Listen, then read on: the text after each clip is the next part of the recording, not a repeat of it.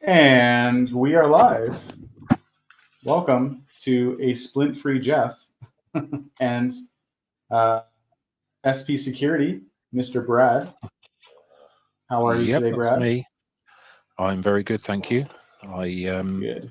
haven't done SP security for a while, but yeah, all is And good. you were commenting as me. Oh dear, That's that's okay. not good. There should be an option to, um, yeah, comment as just yourself. There should be a Yes, drop-down menu. So, I'll work it out eventually. well, Yeah, no worries. yeah. Hello to Fluffer Squirrel. Sorry you couldn't join us today. I hope you're feeling better, and we'll just have to do one again soon.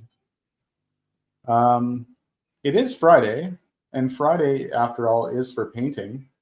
Um, Today, my plan is I'm actually going to do a 7 cup pour painting with 6 different colors. And I haven't done this one before. So this could either be an epic fail or an epic win. And that's what we're going to find out. What are you up to today, there, Brad? Well, I'm going to be doing, depending on how well it turns out, it's going to be um, Tilty Birds painting, or it's going to be a failure. But it's going to be a watercolor of the Mm-hmm. peacock that she requested. Sorry, they requested rather. And I'm going to have a go at that and see how we go. I'm going to do it on A4 size, so a little bit bigger than I normally do, but I'm going to see Mm-hmm. how that works out. I don't have teal in my paints, so I'm hoping that Fluffer can tell me what the colors I need to mix are. In fact, Jeff, I believe you told me the other day, didn't you? And I've forgotten already. Yeah, yeah. Yep. Well, I think Fluffer is more of a expert. So let's see if her expert opinion agrees with mine. Fluffer, if you wouldn't mind chucking in the chat there, what colors do we mix to get a teal color?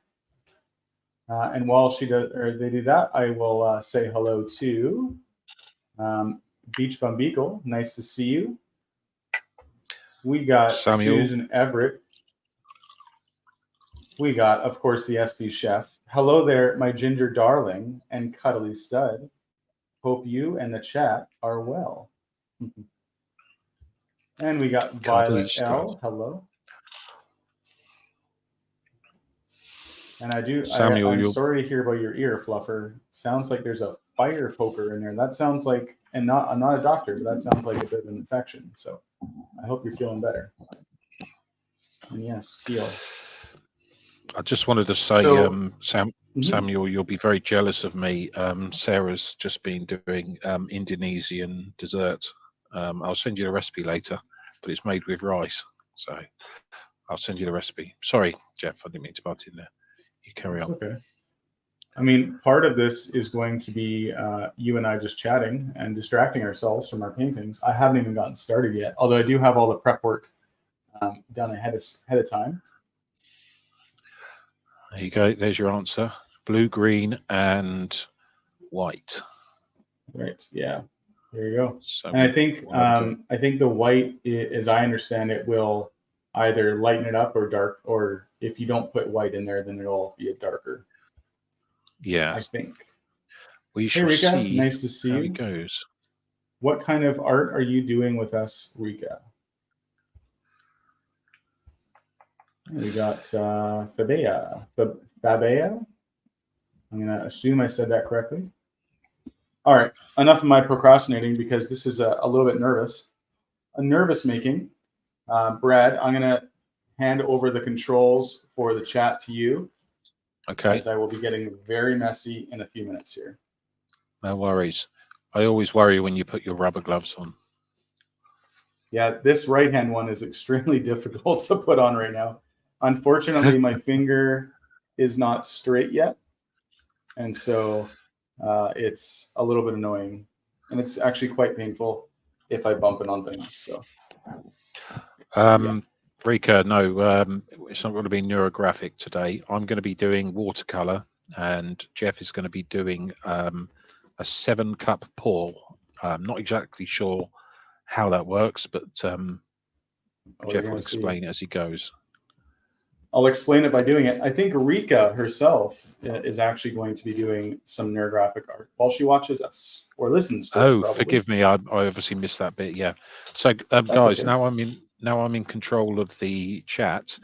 Please bear with me. This is the first time I've ever been in charge of something like this, and quite frankly, I am usually causing trouble, not trying to do useful things. So, bear with me, please.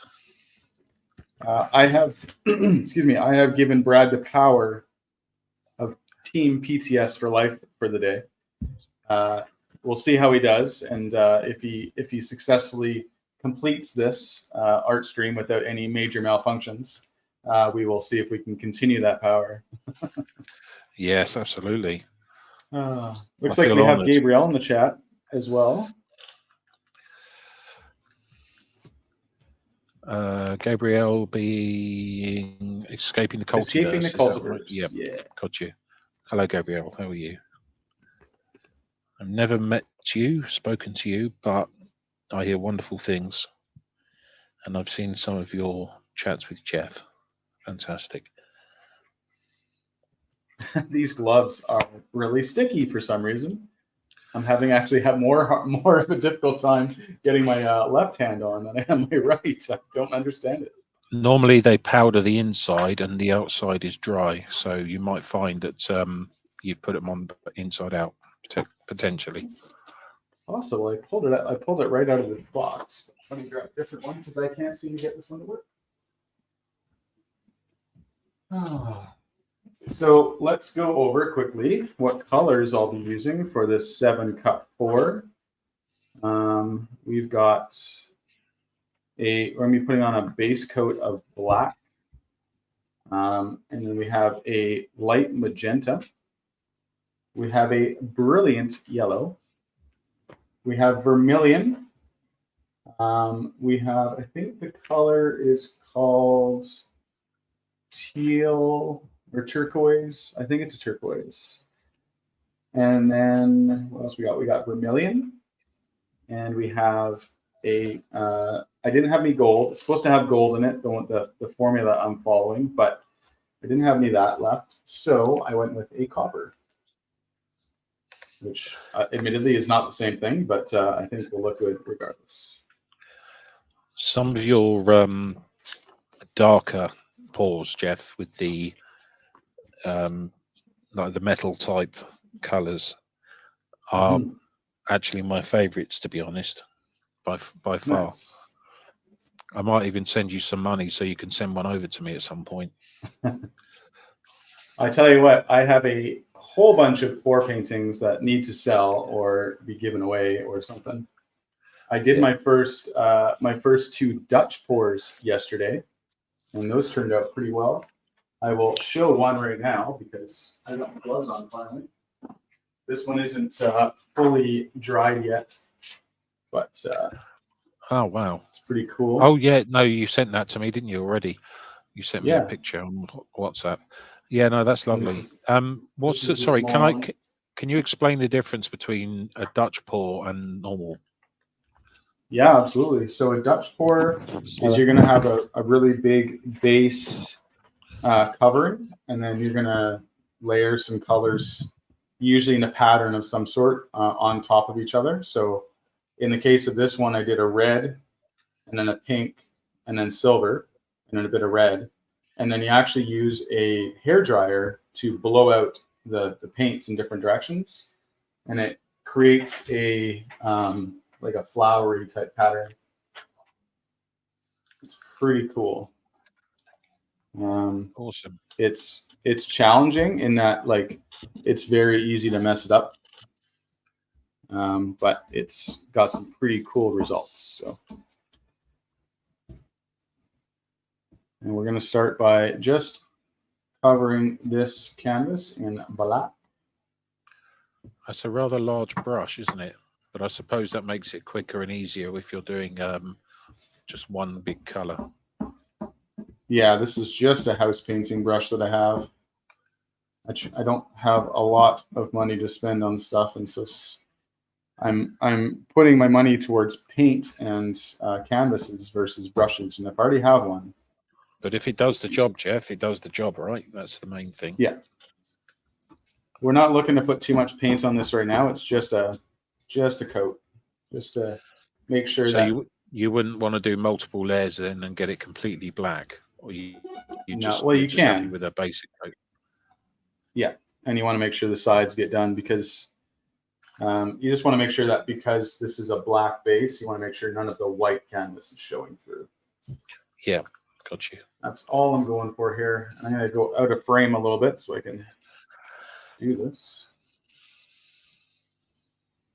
It's a little awkward because I have my camera like dangling above my workspace here, and so it's a little bit awkward.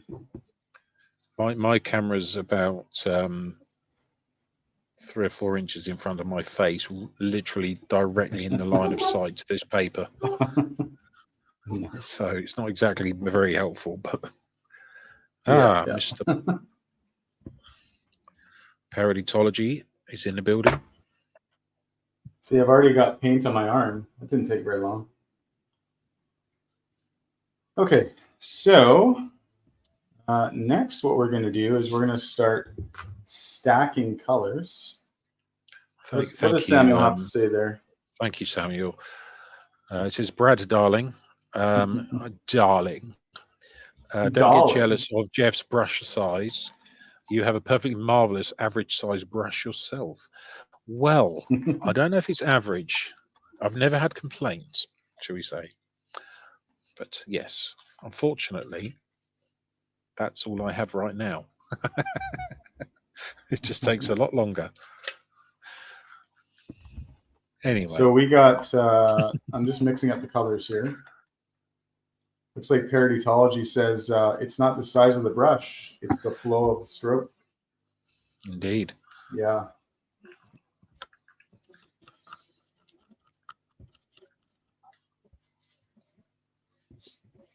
Thank you very much for that comments about making sure to check the edges or the corners of the frame. They are hard to get. You're right. And I think I'm good. I'm going to be pouring more loose paint on here, so there will be paint pouring over the edge. This is going to get very messy, but it's a lot of fun. That's why I'm in charge currently. Yeah. And then I'll switch to some neurographic art, I think, with some watercolors. But for now, we're going to do this. So let's go. Let's move these guys over here. Scooch that guy up. Start doing some pouring. So I just have, I'm going to be covering approximately just over 6 ounces of paint today. And it is a mixture of paint, Floetrol, which is a, I don't know what you would call it, fluid that is used in painting to remove brush strokes and so forth and make it smoother. And so I mix the paint with that and some water. So it turns the paint into like a self-leveling concrete base type thing. Not concrete, but makes it flow more. That makes sense. It does, yeah. It makes it a bit smoother, and then it less viscous. Is that the right word? Yeah, it makes it a little bit thinner. Gotcha. And then depending on what type of pour you're doing, you'll want a different consistency. So, and again, I haven't done this before, so my first time trying, and I'm going to be going for just a little bit under an ounce of paint per. I'm sorry to say this, Jeff, but you do keep saying that you've never done this before, and yet the art that you produce is fantastic. I'm sorry, I don't believe you. So I know, I'm actually a professional artist. You don't even know. So this is the boring part of pouring art, is the layering. I wouldn't say it's boring, though. No, I guess it's not totally boring.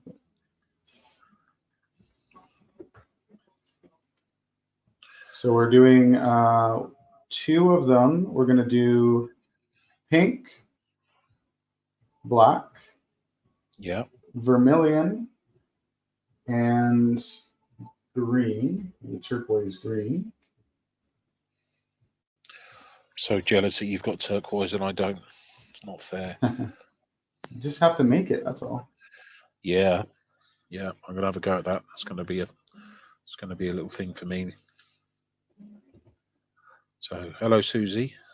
Good to have you here.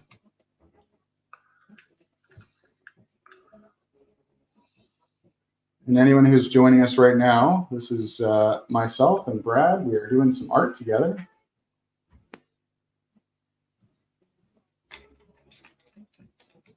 Well, I'm attempting to, certainly. I love your art. I'm starting to this might sound weird, but I'm starting to realize that I'm not as terrible as I thought I was. Yeah, you're really good.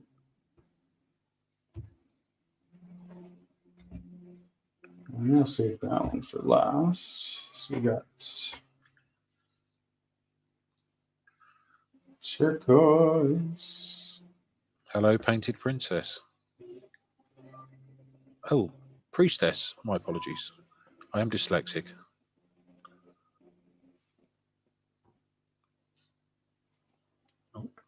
Yes, and that comment there, Brad, don't sell yourself short there. Which You are one's an that? excellent artist. Yeah, I know. Yeah, I know. I'm a bit like you in some respects, like that, Jeff. You know, for a while you were potentially a little bit negative on yourself at times, more than you needed to be. Oh yeah, Overly harsh, perhaps, is the word of explaining it. I would agree. Yeah, yeah, absolutely. And honestly, I've been really working on that lately, with the help of my amazing wife. You don't As have any. painful as it was, breaking my hand has actually been a bit of a blessing for me mentally because it's had Yeah. me reevaluate my thoughts about myself, and that's good. Well, let's not try it again, though. Yeah, exactly. Yeah. But do you remember I texted you that when when that happened, literally you were in hospital and we were chatting. Do you remember I said to you that you're not the only one that's been through this, Jeff? I've done silly things like that before. I put my hand through doors and all sorts. Yeah. So I get it. That's one of the joys of having mental health problems. Yeah, absolutely. Oh, that's on the bottom. That's inside. I ruined that cup. Good thing I have another one. You really got to watch out where you're dripping your paint. Do you reuse the cups normally, or do you have a tendency to just put different brand new ones? Well, that depends on what I'm doing, and especially now that I can actually scrub things, I'm going to be reusing more. I just get them from the dollar store, and so they're pretty cheap. But I don't necessarily want to waste a bunch of stuff too, right? So Yeah, I I will understand that. I will be cleaning them out as best I can. You just the problem with pour painting is you can't have like chunky bits. It has to not have chunky bits in there. It's very important. Yes, Painted Priestess is very, very correct. What does she got to say? Oh, yes. We are our own worst critics, very common with creative folks. Now, Printed Priestess, this is something that I don't understand. I am not creative at all. And let me try to explain that a little bit more. If I'm doing a picture or a painting like this, the only way I'm able to do it is by copying someone else's work or using that as a basis. I can't just sit in a field, look at a tree and paint the tree. I need to copy a painting of the tree, if that makes sense. So I don't, strangely enough, I don't consider myself to be very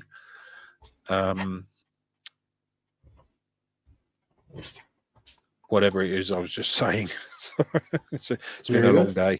It's been a long day. Yeah, Does that make I get sense? what you're saying. I get what you're saying.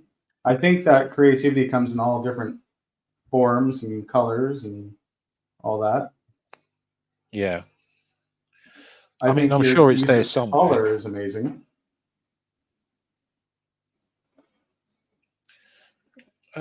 Yeah, I mean, I think some of that is um,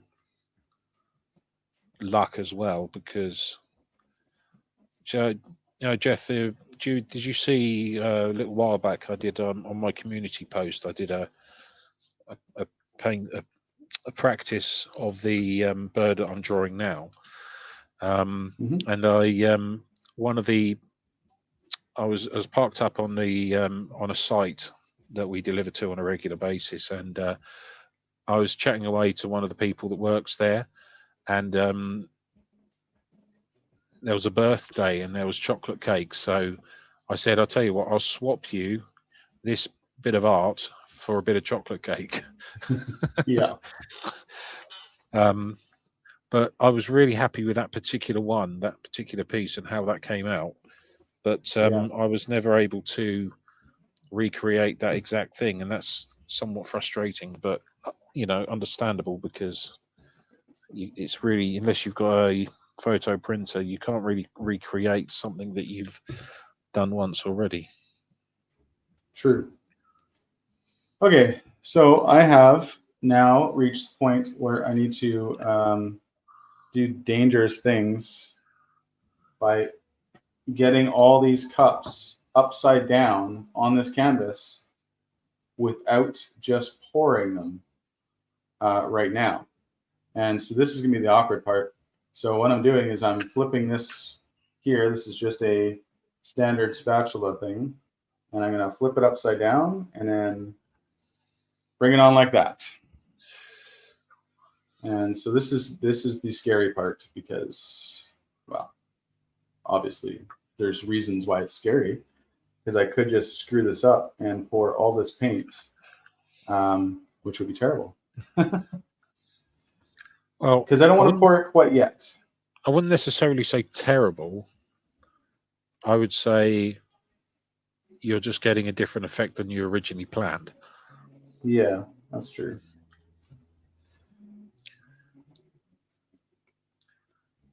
And I have not. Parodytology, I've never done this before, so this is parodytology has just said dangerous painting.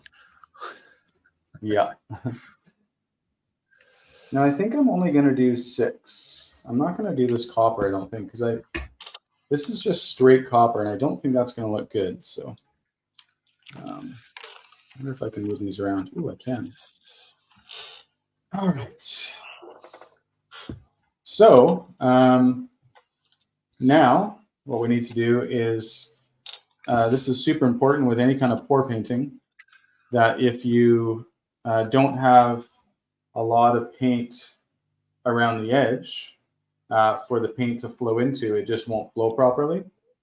So we're going to pour some black paint all over the canvas so it has some movement. And I think that's an okay texture. I might want to thin that out just a bit.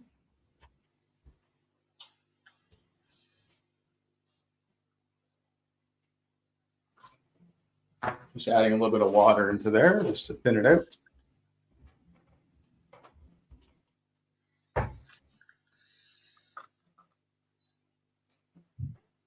And now that these cups are upside down,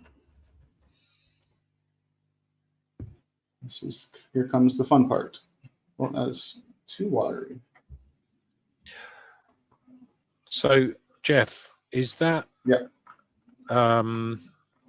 the base that you're talking about that allows all the other paint to flow across better? basically, yeah. So we're gonna pour this all around.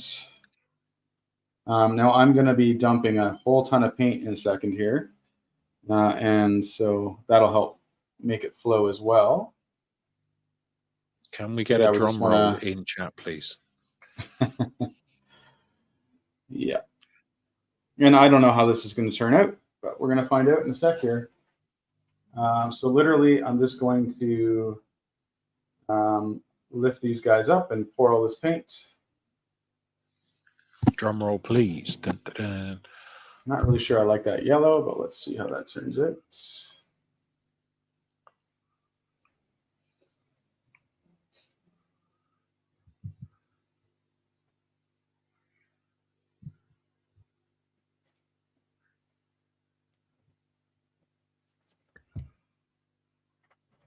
Thank you, Fluff. Now what I'm doing now is I'm actually torching the paint, and this will take out air bubbles, and we'll create some cells,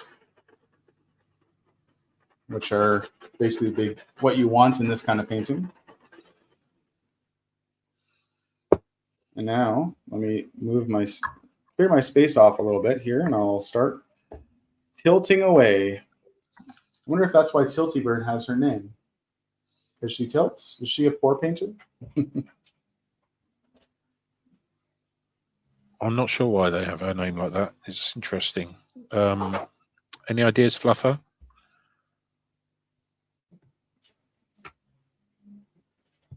Okay, here we go. So we got some cool stuff happening. The cool thing about this type of painting here is there's like defined areas that are going to be colors. So we're going to pick it up and we're going to move it around.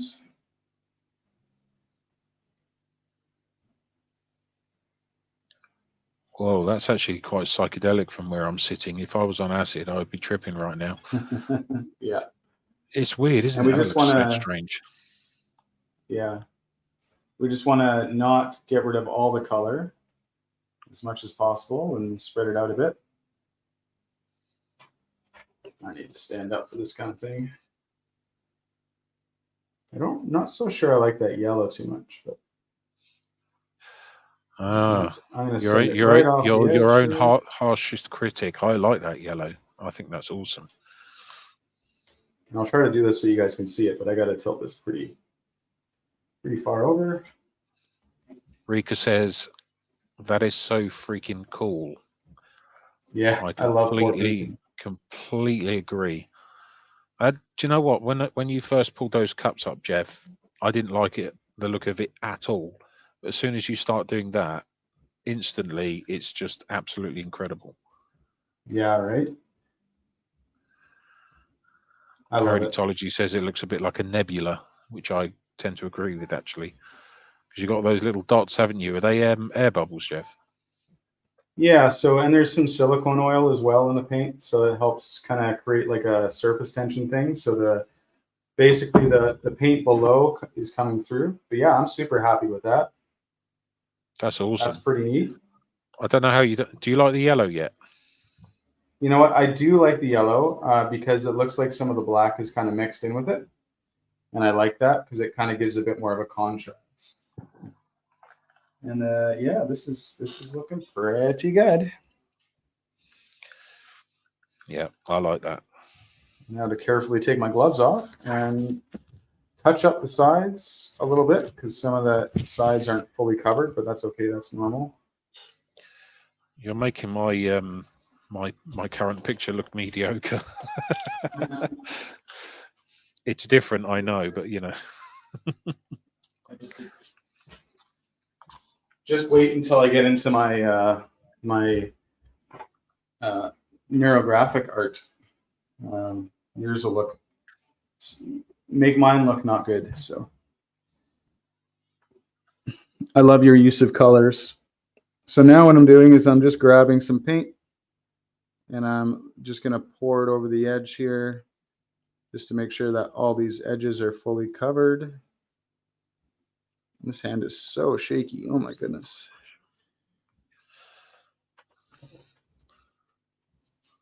And this guy, this guy here is for sale if anyone wants it, because I can't keep them all. I want it. You? Yeah. Yeah, it's pretty cool, isn't it? The funny thing is, like, this type of painting is so much work because now I have to let it sit and protect it for the next few days to let it dry,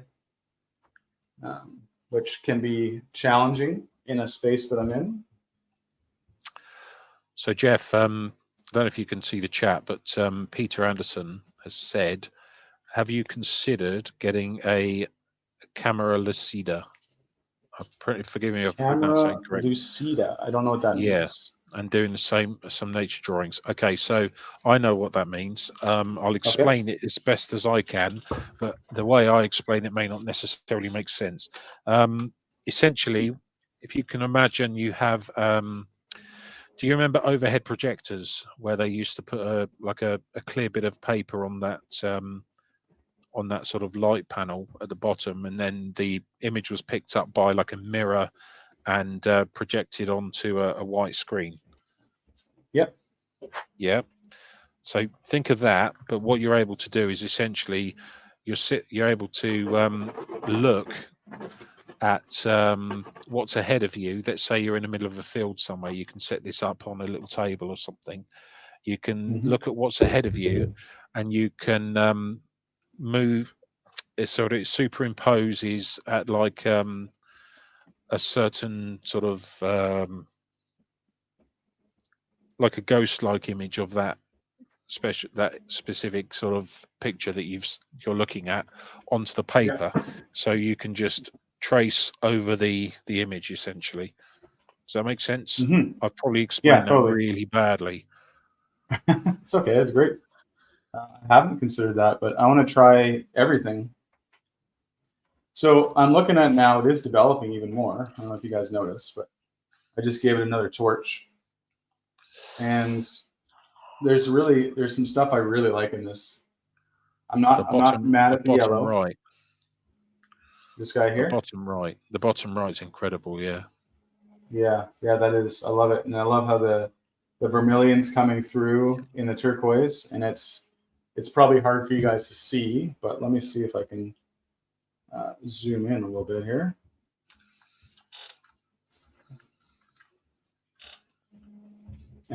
This center bit here is really neat. This is all copper in here, and it runs along here, and it runs and then goes into this bigger kind of river with the vermilion going in. It's super cool. I love it. Rika says, I love the top left. Yeah. Zoom out for you guys here.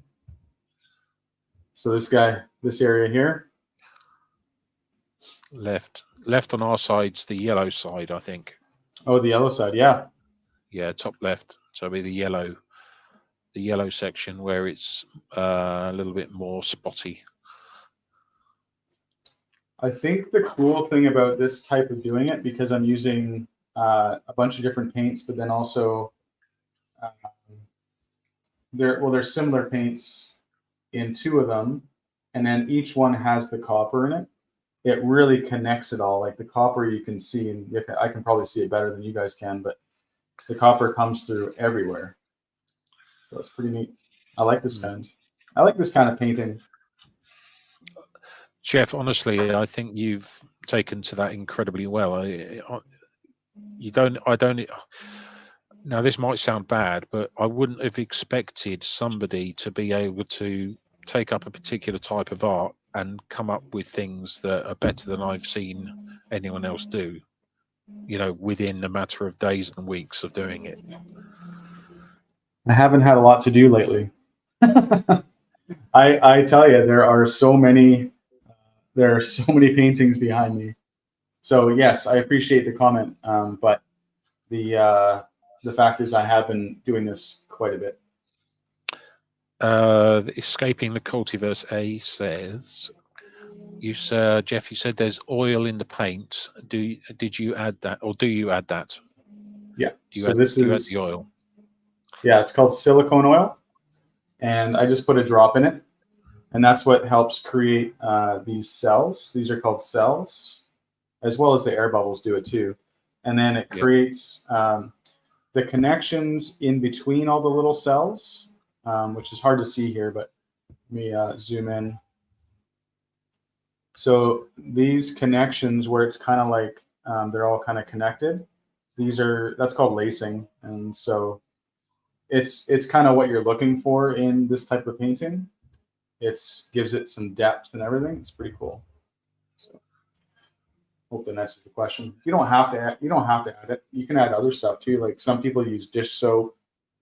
It's just to create like a separation so the paints don't quite mix, or they sit on top of each other, or whatever. Love Maddie was asking, what's Brad's channel? Yeah, that's Drop Short Media. Maybe Samuel, if you wouldn't mind, if you're still here, just chucking a link to his channel in the chat there for everyone. I'm not really able to access my computer at the moment. So the good thing is I have a place to store this that's nice and flat, and it will sit there for days. First, let me grab something to move it with.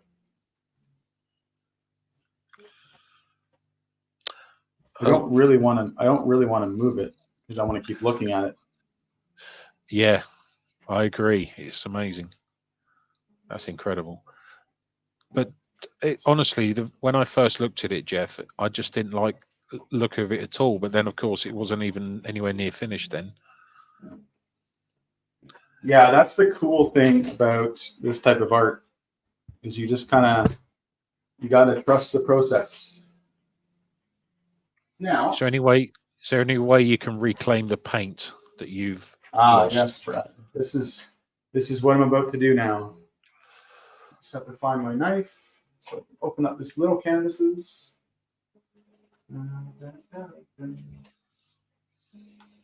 Because that would be a shame to waste all that paint. Where are my scissors?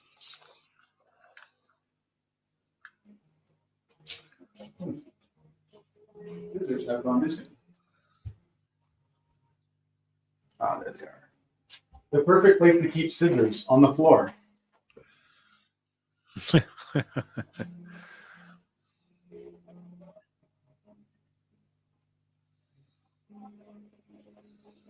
So these next little canvases here that I have were actually a gift from the Covenant Garden folks. Jen, specifically, I believe, sent this herself. And these are just little canvases that came in a little kit. So just I think this is probably what, 6 by 6. And yeah, I'm just going to create something by pushing into it. Nice. Yeah. Who would have thought about doing that, Jeff? It's amazing.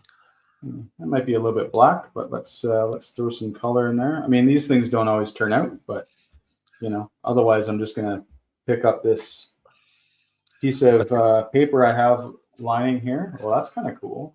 I did want to say hello to Pup Groomer quickly, being in the chat for a little bit. I wind her up on a regular basis, quite frankly. Oh, yeah? Yeah, well, when I get up in the morning, you see, her channel is live, so I'm on there normally causing some sort of chaos, which is good. Good for you, Brad. But you know, on their toes. You know, with me, it's all in good fun. Yeah. I'm having a hard time getting this one corner covered. It just doesn't want to. These aren't exactly like high-end canvases or anything, so if they turn out, they turn out. If they don't, they don't. Escaping the Cultiverse A says, Jeff, you could varnish the small ones and sell them as coasters. Yeah. Okay, so I'm going to do this one more time, and then I'm going to do something kind of funny. I'm going to grab some bubble wrap. We love the chaos. Oh, yeah. Get some texture and stuff. Let's pull out some colors. I don't really want to put it on there. Hereditology is just saying that I've been trying to find a reason to buy a 3D printer. The imagination is your only barrier. I would say to that, you should be finding a reason. Obviously, you shouldn't need a reason. You should just buy it. I don't know And if then this guy will turn out or not, but some colors pop through. There's a little bit too much black on this.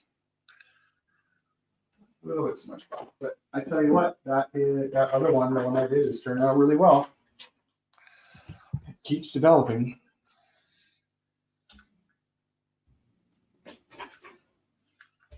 I'm going to do a little cleanup.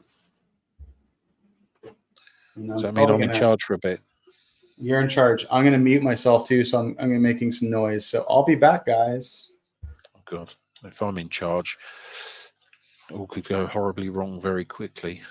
Okay, so, right, while I'm in charge, I want to see people's funniest jokes in the chat, please. Nothing too rude.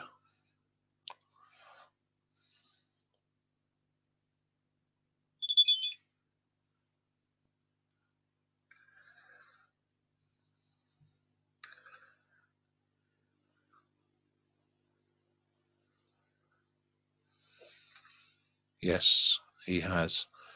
I would never have thought of using that excessive paint, the excess paint rather, to do that.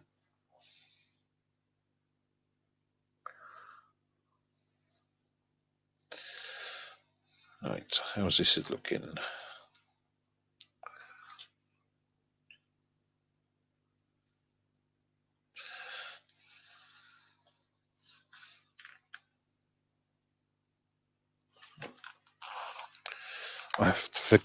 I keep forgetting that I need to turn this so that you guys can actually see what it is that I'm drawing.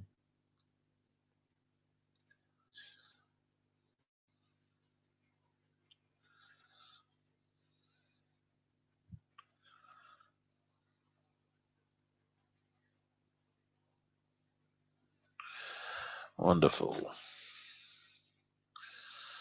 So, and that will go like that.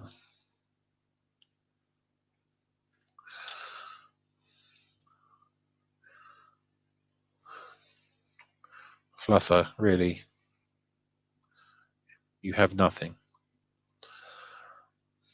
Hey, Fluffer, why don't you tell people about the link that you sent me the other day?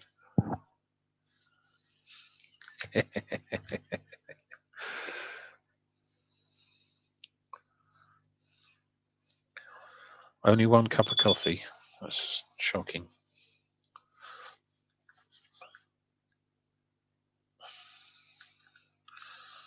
Okay.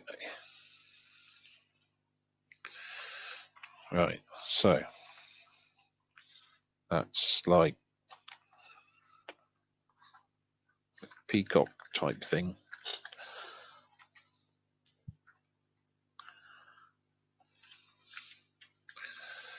So let's see. Let's just make sure that's in focus for you. Good. Let's try it like this.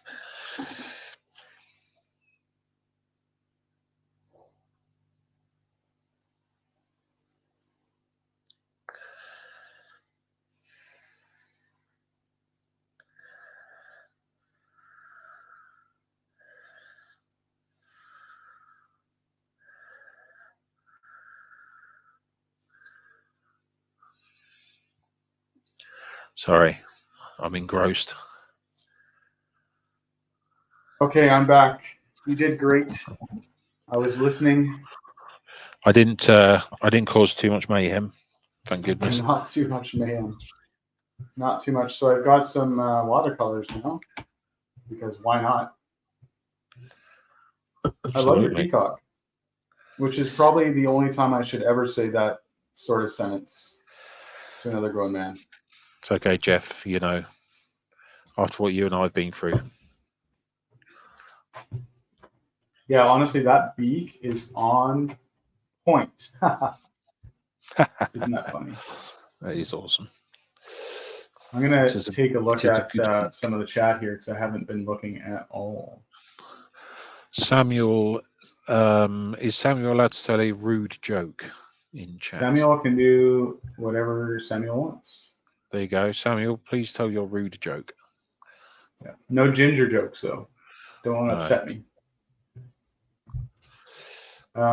See what we got going on here. We got Love Maddie in the chat. Nice. Nice.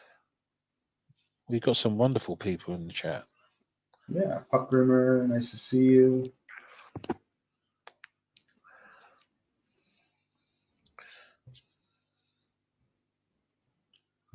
Sweet.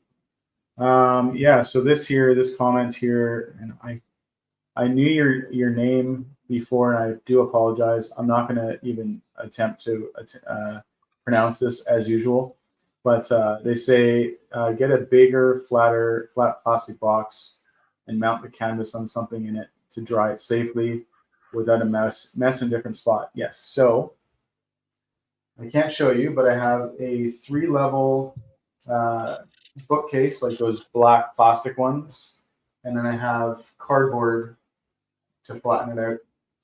And I just, because on the back of the canvas, oh, here's one. Actually, I can't show you that one. What can I show you? Here we go. On this canvas here, I'll show you what I do. I put thumbtacks on it so that it sits up off the ground, so it can dry without it getting stuck to the bottom. And so that's how I keep it elevated on surfaces. And I might as well show off some artwork, seeing as I have one in my hands now. So this guy here, I should probably hide that comment though. This is using leftover paint. Again, same as what I just did, except I had a lot more paint. I don't know what I call it, but it's kind of a beautiful pinky rose color with, I use bubble wrap on this one. So there's little circular textures or flowery type textures. And then the original idea, well, not the original idea ever, but the original point where I started reusing paint is because Andrea saw me doing a pour, and she wanted to create something with the paint that was on the canvas, and this is what she created. That's beautiful. It is beautiful, and it reminds me of like moss and lichen on a birch tree or something in the Pacific Northwest. It's very green. Yep. It's lovely, and there's some dark reds in here as well. Jeff. And then, sorry, go ahead. Do you want a bit of useless information quickly? Absolutely. Moss has a tendency to grow on the north side of a tree because there's less sunlight. This is true.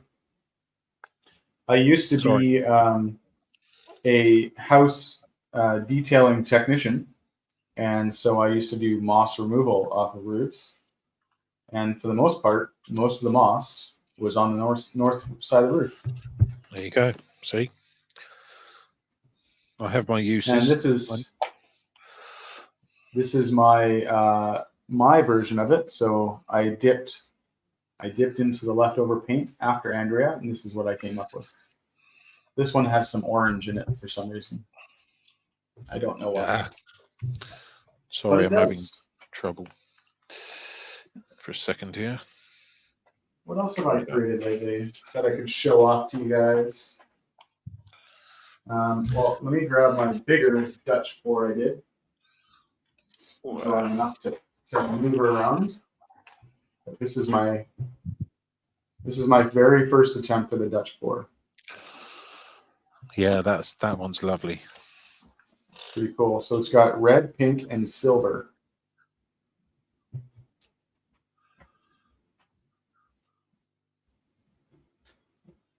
And for those who haven't seen it, this is the second one. Yeah, it's lovely. I'm actually going to be creating, I think I have to create a website to list all my paintings up at, because I need to get rid of some of them. And then I've been doing some doodling, and this is a little doggy I made, a second doggy I made, and colored it in. It's not Raz because it's obviously the wrong color, but he's kind of cute. And then I made a mushroom. And I don't know why, but I did. Mushrooms are awesome. Yes. I did this is my hand. This is my left hand, obviously, because it's straight. But I just did my hand, a little outline, and colored it in all types of different colors of the rainbow. Yeah, that looks good. And then this is my most elaborate neurographic art I did. So you got the 3 circles and then a narrow line going through this darker line. And it, funnily enough, it connected them all. So it's like connections between different parts of my life. This, I tend to equate kind of this centerpiece to the river and nature. And then these are just different parts of my life that are kind of all interconnected by me, I guess. Yeah, I was saying to you about the that one, Jeff, that I like it. I like how it's just a relatively small amount of colours in there.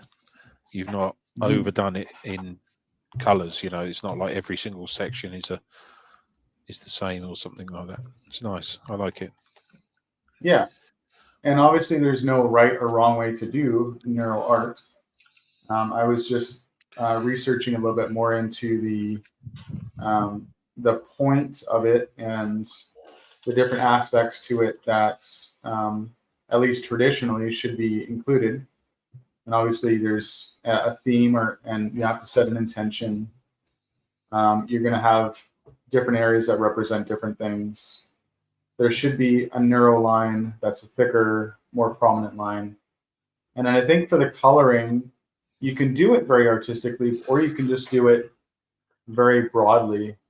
And I think it's actually fairly important to not have colors kind of on their own. And so this is just kind of what I came up with. And then there's this guy, which you guys probably saw the thumbnail, at least part of it.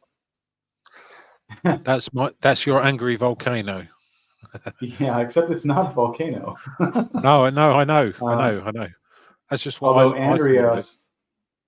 Yeah, Andrea saw it as a volcano as well, I think. Originally, it started out as more of a tree concept. So the top part of the tree up here, and then the trunk. I have no idea what this is, but it turned out to be teeth. Yeah, it's kind of funky. And that's what I've been up to.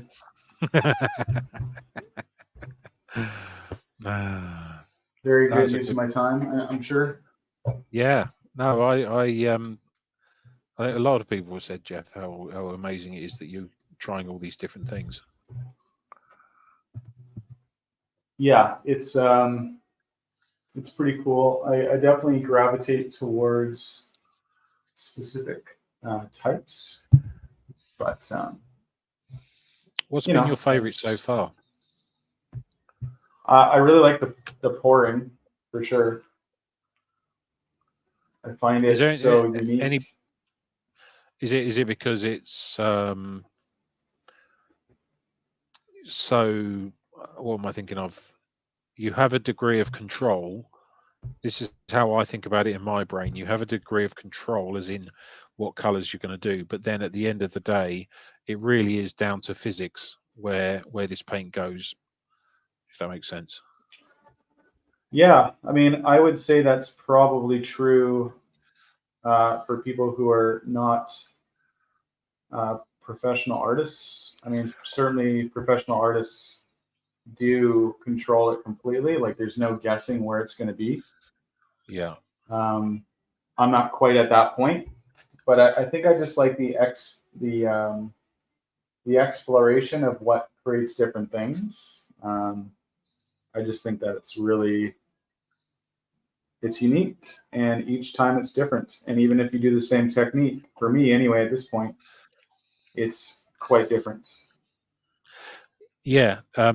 Sorry, I don't mean that you're not controlling it.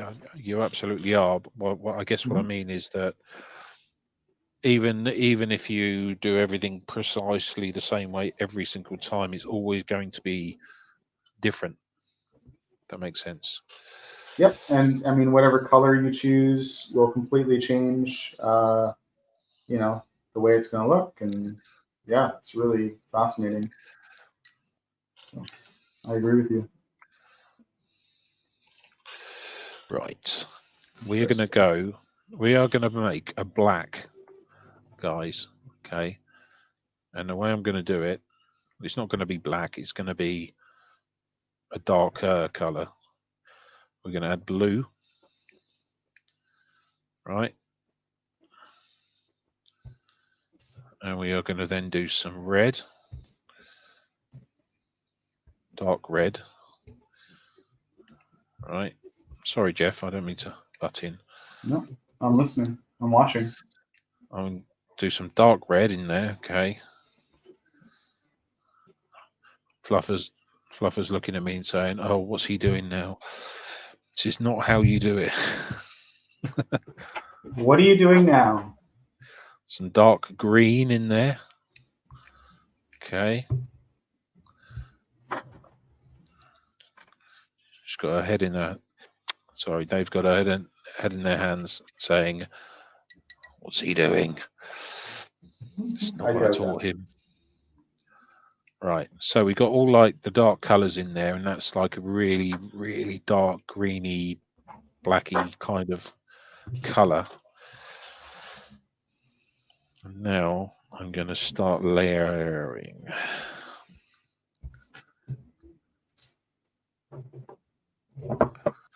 Ooh, not pretty.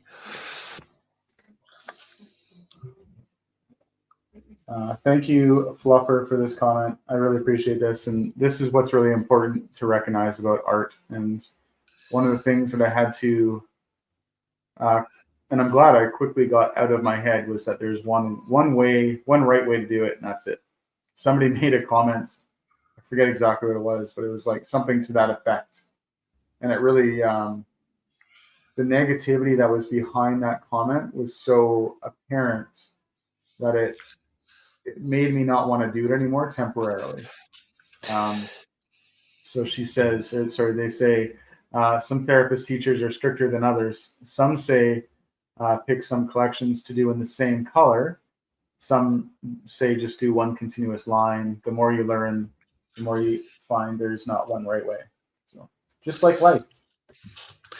I tend to agree, and the person that said that to you clearly has no idea about art. Yeah. Well, no, they were asserting that they were related to somebody who knew about art, therefore they knew about art, which I thought was pretty funny. But, Well, just because you're related to someone doesn't mean you know about art. yeah, Anyway, exactly. like I say, it's personal preference, isn't it? Really, think about it. So. Yeah. And right now, I'm not really doing anything. I haven't really set an intention or anything on this one. I'm just kind of goofing around, and I'm already seeing, like, I'm looking at this and I'm seeing mountains on mountains with a sun and some clouds in the sky. It's so crazy.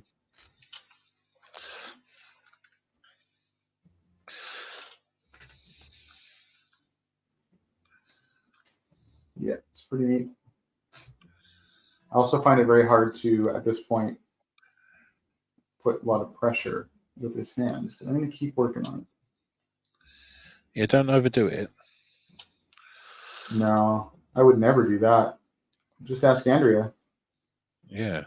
I never overdo anything. If it's worth doing, Jeff, it's worth overdoing.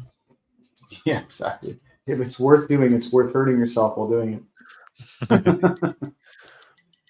Oh dear.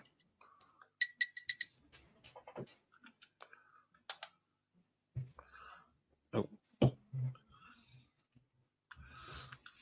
Fluffer says, I started learning whilst doing EMDR, which I think sounds amazing, and have been very passionate about since finding it in 2020. And I can tell you there are 100 fantastic teachers just on YouTube that will contradict each other. Yeah, absolutely. EMDR. You'll have to explain that one, please. Yeah, well, I'm not gonna try and explain it. It's eye movement. Um, Forget exactly what it stands for. Those last two. Let me pull up something online about it, so I'm not giving you a bunch of stuff. Eye movement desensitization and reprocessing therapy is a mental health treatment technique. This method involves moving your eyes at a specific way while you process traumatic memories. EMDR's goal is to help you heal from trauma or other distressing life experiences. Oh, there you go. Yeah, from what I understand, it's actually quite effective. I have not experienced it myself. That's a new one to me. Yeah. Hello to Gail. We'll have to reach out to each other. Gail says, experimenting in art is a wonderful, joyful experience. I still stretch myself, and I've been doing art for decades. Always something new to learn. What's joyful as well, Jeff, is honestly watching you try these and learn these new techniques. It gives you joy. Yeah, genuinely. I mean, the reason why I want to do these live streams that we're doing right now is because I want to inspire people to try it out themselves. You know, people like, oh, you have that natural talent, and I don't. I don't have a natural talent. I just try it. And not everything has turned out. And I've ruined some paintings, but you know what happens every single time I paint is I learn something new. Yep. So, and it's usually by making a mistake. Right. Blue, green, and white. Is that correct? Yeah. So I would do equal parts blue and green. And then you can adjust the color if you want it to be lighter, you can add white. But I would not put too much in at once. Right. If this goes horribly You can't wrong, go I'll back. be blaming Fluffer. Yeah, don't blame me, blame Fluffer. Absolutely. Or Pup Groomer, if Pup Groomer's still in the chat.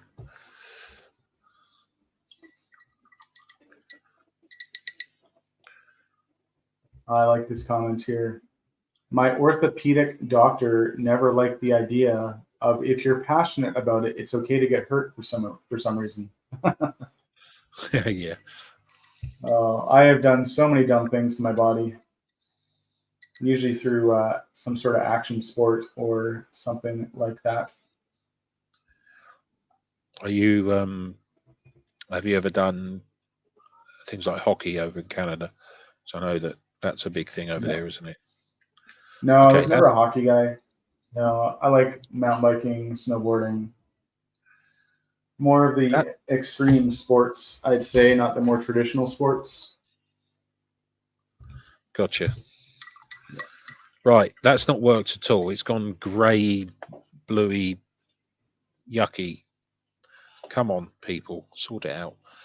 What do I need to add? According to the internet, um,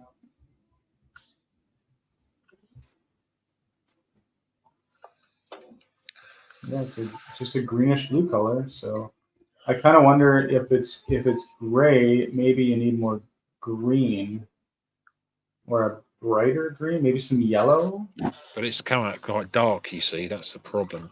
Unless I need Yeah, lots of white and then just small amounts of the other stuff. yeah. Sarah? I would just keep trying. Love Maddie says, I think I might be able to do Jeff's form of art, maybe, but no way could I do what Brad is doing. Yeah. I had some That's right. childhood negativity regarding trying to draw or be artistic. I get very nervous about it. Well, I think you should try it, and try it newly as an adult. I'm an autistic person. which is quite funny. I put art and autism on my stream name, Jeff. I'm as far as I'm aware, you're not autistic, but Not that I'm aware of. No. no. So, which surprises me because all the best people are autistic. Can't disagree with you there. Right. Come on, in chat, those people that have the capability, can you try and tell me how to make teal nice and bright? Please.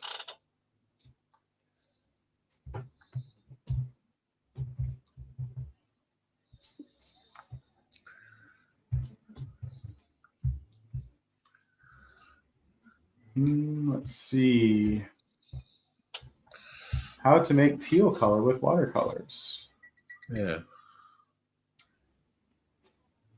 Buy a set of watercolors that has more than 12 colors in it. Well, you only need 3 colors to make every single color that exists. It's just a matter of how you put it together. So I think Pup Groomer there, try adding a bit of yellow to your mix. Okay, so bit of blue. So equal parts blue and green apparently works. And then a little bit of that. I think adding a little bit of yellow would make sense. Okay, a bit of that. A little bit of that. Okay, now we need some white in there, I suppose. Potentially. That will lighten it up. Yeah. And I'm getting a suggestion too saying try a lighter blue and medium green. I don't have a lighter blue. I've got 2 blues. One's dark and one's not so dark. Oh, God. Well, you can lighten up the blue by putting some white in it, right? Yes. Fluffer is saying I would let it dry, paint white, and let dry again because adding more pigment will make it darker.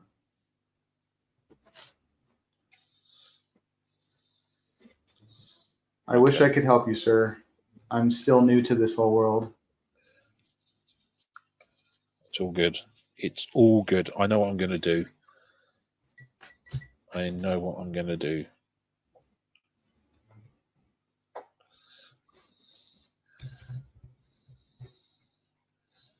And we got Rika who says she is like Brad.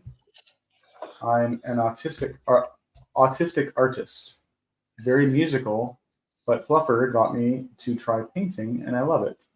Obsessed and want to try the pour method next. Well, I tell you what, perhaps next time I'm in Portland, I will bring some paints down, or we could grab some paints and we can do a little pour together. I should be down there in a month. Okay, so Jeff, can you see what's gone wrong here? Because I know exactly what's gone wrong. Oh yeah, what's gone wrong? Well, you see the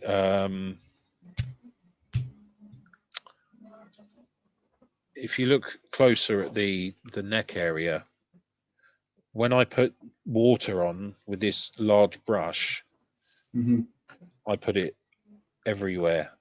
What I should have done is kept inside of the lines, but I didn't because I thought I was being smart, but I wasn't. So now it's leached all onto the bits that I don't want it to have leached onto. So it's ruined, basically. Well, can't you just use a very detailed brush with just water and kind of clean it up a little bit? I don't know if you'll be able to get it all, but no. It may not be ruined. It may not be the one, but practice, I guess. I shall try with your idea, Jeff. See what happens. Yeah, I'm no expert in watercolor. No, but your idea is working, kind of. So yeah, it kind of erases it. but it may not Yeah. erase it all the way, I think.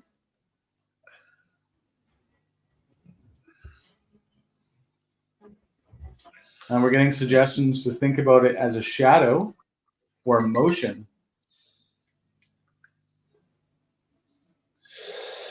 Hey, Rika, I'm glad that Yin Yang Mountains looks good. I would love to see a picture if you wanted to send me one. I would love to see that.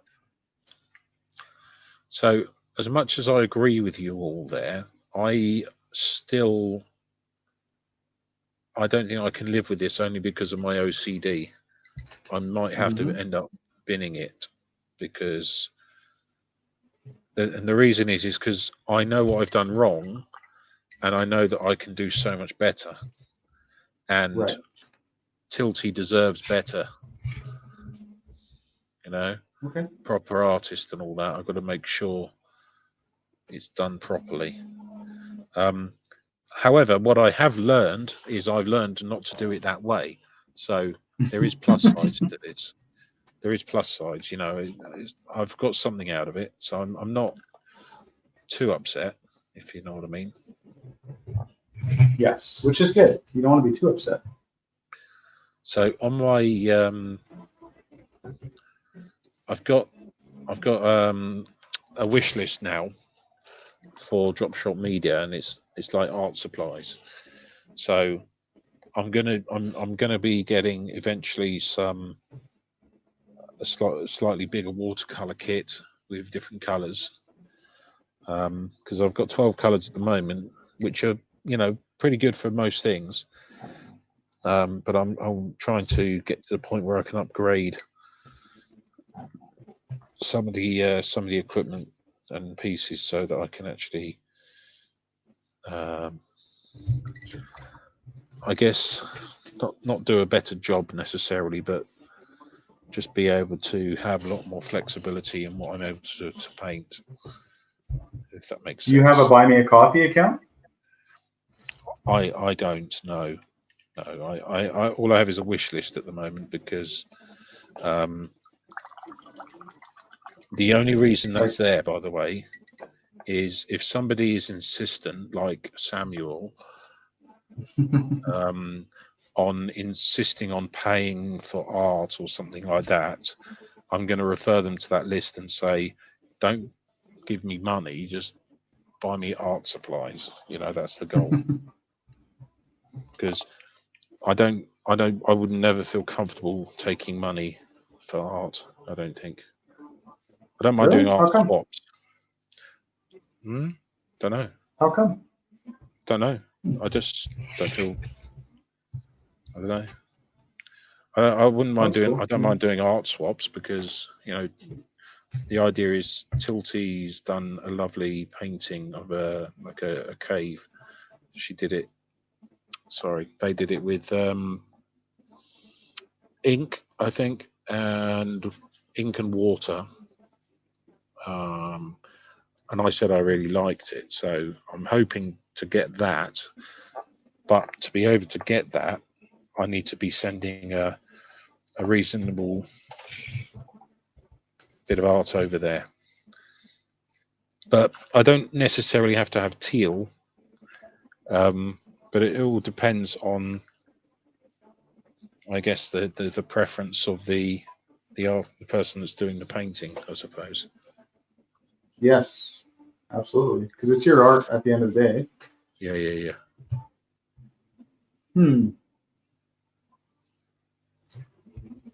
Well, I mean, I would say it's reasonable to accept help from people, and Buy Me a Coffee. If people want to help you with something, Buy Me a Coffee is a really good resource for helping people. Yeah, I've got one. I'll think about it, Jeff, but I honestly don't think I feel comfortable with that. Okay. And well, again, you want to make sure you're comfortable. So yeah. Fluffer opened my eyes the other day with pistachio peacocks. Okay. Ever heard of that? I have not. Can you tell me about that?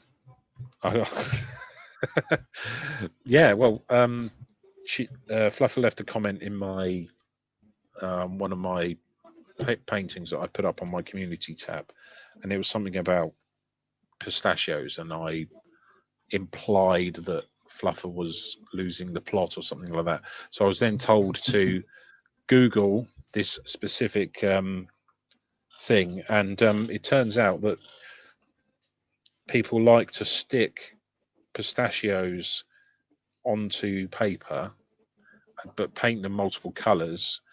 So if you can imagine a head-on, so if you're looking at a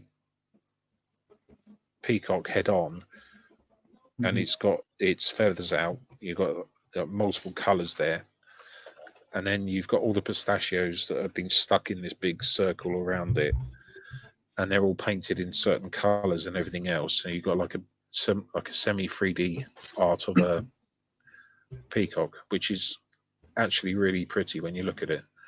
So Google it later; it's quite interesting. No, I'm gonna Google that right now.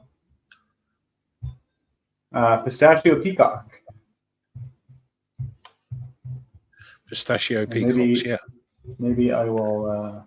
I'll pull it up for people to see. Oh wow! Yeah, you see what I mean? Incredible. Yeah, let me. I don't know. Pinterest is probably going to want me to sign up for something here. Let's see. Oh, why do you always have to sign up for things? Why can't you just see things? You know.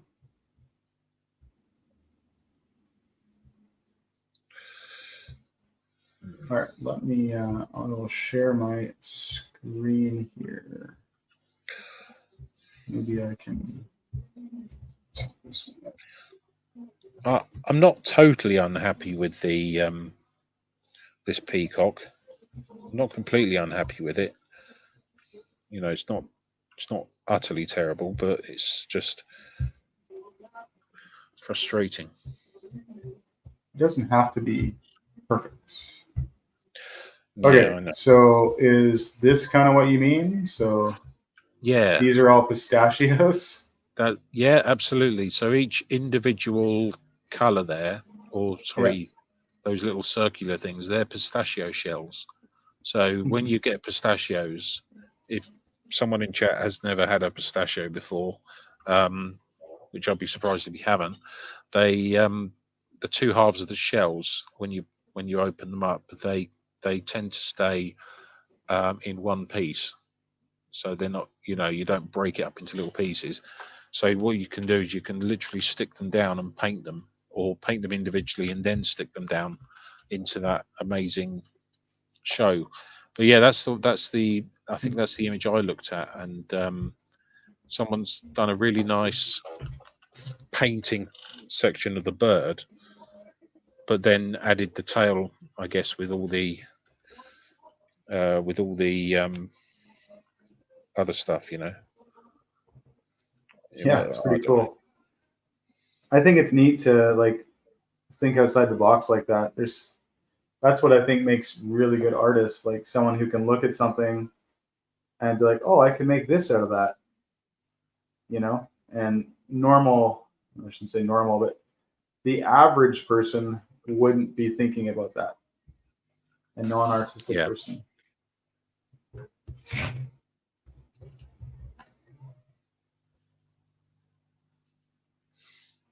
yeah, I know what you mean.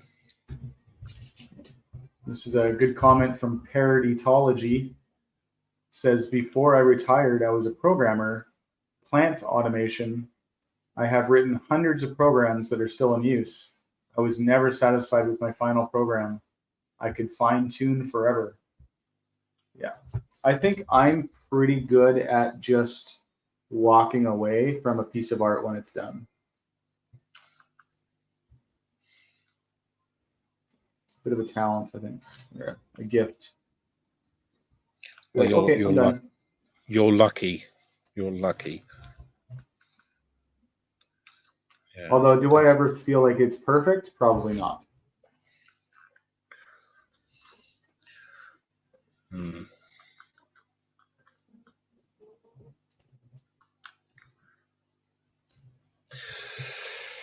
I think I'll probably be able to go for another 20 minutes or so, and then I think my hand's going to need a little break.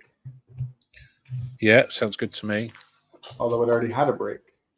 See, I'm really hoping that this straightens out. My finger is like, that's as far up as I can get it. What I can did the move it with medic? my hands. What did the It just medical drops people down. say? They said go to physio and give it 6 weeks, and then if there's a problem after that, come see us. Yeah, It's once you just get the physio because, going. yeah, I get the physio is going starting next week. I've got some exercises to do in the meantime, but the actual physio that's going to be much more intensive is going to be early next week. You haven't been able to do any solo 2D assists, have you?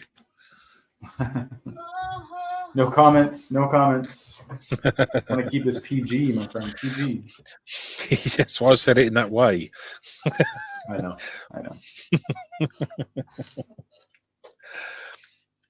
So My hand this has is been in a splint. indeed. Um, I'm just going to put the mic on pause just for a second. Yeah, no problem.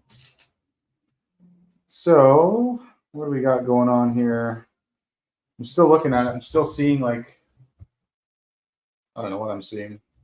I'm not seeing a whole lot right now.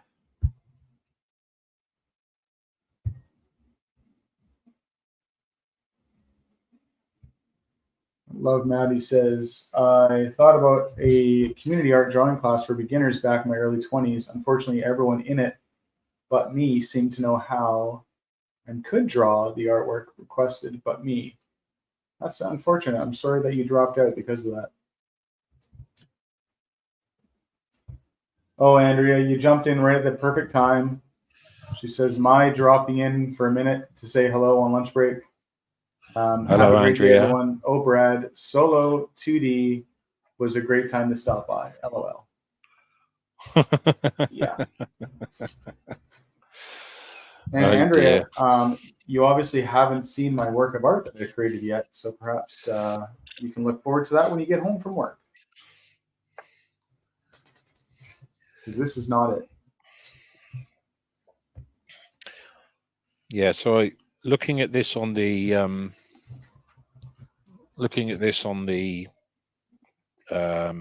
stream, it actually looks okay, but when you get closer, it's not quite right. I mean, it's Good not from afar, but far terrible. from good. Yeah, it's good from a distance. It's good from a distance, but that's okay because next time I try this, I know exactly what I did wrong now. So it's good. It's good to learn. And I did say at the beginning, didn't I? I said it's either going to be the painting I send to Tilty, or it's going to be a failure. I'm going to disagree with you on that wording, but okay.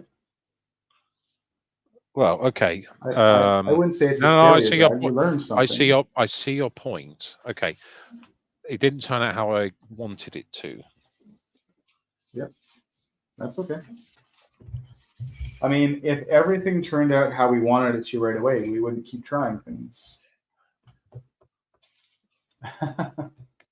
Samuel. Samuel says, that is how I became gay. It started with one finger not being straight with me either, and now look at me, all of me not straight anymore. And that makes me kind of wonder about this. What does this tell you, Samuel? Is this what you're talking about? Samuel is a fabulous.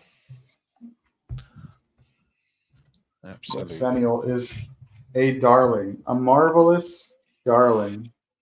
Have you had the pleasure of meeting Samuel face to face, Jeff? Not yet. I have. He stayed here for a week, and what an amazing person. Absolutely Well, amazing. Samuel can come and join us anytime he likes. Eventually, I'll make it to I'll switch on, or maybe meet him somewhere else in Europe. Definitely. I do not have the money or time now to fly anywhere for reasons like that.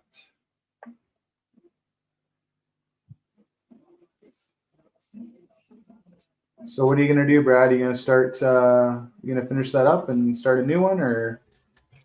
I'm still messing with it because what I'm trying to do at the moment is I'm seeing how I can get the colors that I want. So I'm using this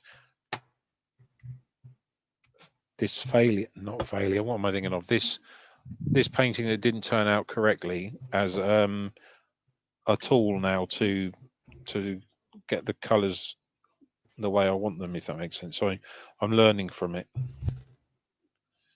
And then Not that eventually, I'm trying to tease you, but these are not super expensive. These kits, they're yeah, obviously cheap paints, but I don't know. Are any of yeah. these colors one you want? I can just mail it to you.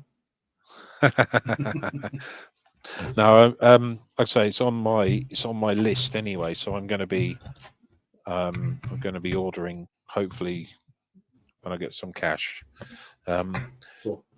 I mean, Jeff, you know my my history. I'm not going to go into any detail, but I'm in a position at the moment where I earn enough money to pay the bills. I earn enough money to, you know, live, but there is an amount of debt involved, which wasn't my fault, but I'm having to deal with that. So any money I do have has to go to paying that back, which is why I don't actually have the opportunity to go and buy as much stuff as I want to when I want to, if that makes sense. So I'm sort of going through just buying just the essential bits at the moment, what I can afford to buy.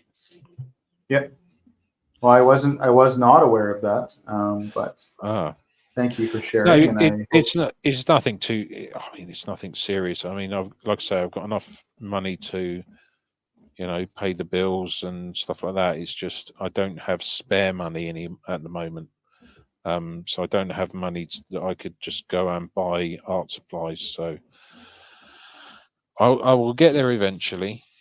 And I've had £10 sitting in my wallet now for a week because I still want to go and buy some ink. I've got some ink on my list, but I want to go and buy a pot of black ink, and I want to try some. You've seen Maya, the art supply hoarder. You've seen her work. Yeah. So she's been doing some amazing paintings, some of which she hasn't actually shown online, but she's shown me using the technique of, I guess the way to explain it is it's the way it comes across to me certainly is it's similar to watercolor in some respects, because she puts the ink on the wet watercolor paper and it spreads around a little bit, but she uses a twig as well to put the ink on there. It's just a bit strange. I don't fully Hmm. understand it, but I want to learn because it looks so incredible. Interesting. I'm not sure what you're talking about, but No, I'll I have to don't think take a I've look at explained it very well, to be honest. it. I haven't explained it very well, but it makes sense in my head. Should we say that? Yeah. And as long as that makes sense in your head, that's the key there. I really like that peacock. Yeah, I mean, I'm happy with the colours mostly, but if you look closely at the face, for example, there's portions of that which should actually be completely white, and Mm. it's not, because it's all leached across. And I'm happy enough with the colours and the shape and everything else. I just need to, like I say, I just need to work on the issue of putting too much water on the page, should we say? Yep. Well, If just that keep makes working sense. on it. But I like the wing, the way the wings come across. That looks nice. The form itself is excellent. Yes, I like the layout. Like when I look at it, I'm like, yep, that's a peacock. There's no question there. There's a little farm I go to occasionally to deliver, and they have a few there, and they're noisy, noisy things. Are they? Yeah. Oh yeah. Do you get them in Canada? I suppose you probably get a different kind, maybe. I don't know if we get a different kind or not, but yeah, we have them. So I don't know if they're native though, but there is definitely there's a farm near us that used to be on my bike commute. That there's a peacock that lives there. They also have like goats and pigs and chickens, and all that stuff. All that stuff, but yeah. We talk about Maya, and she turns up in the chat. Yeah, her ears must have been burning. We've just been talking about you, Maya. You have a certain technique which I am very interested in trying with the ink, and I think you use water rather, to put on the page before you put some ink down. I can't remember how you did it, but it's amazing.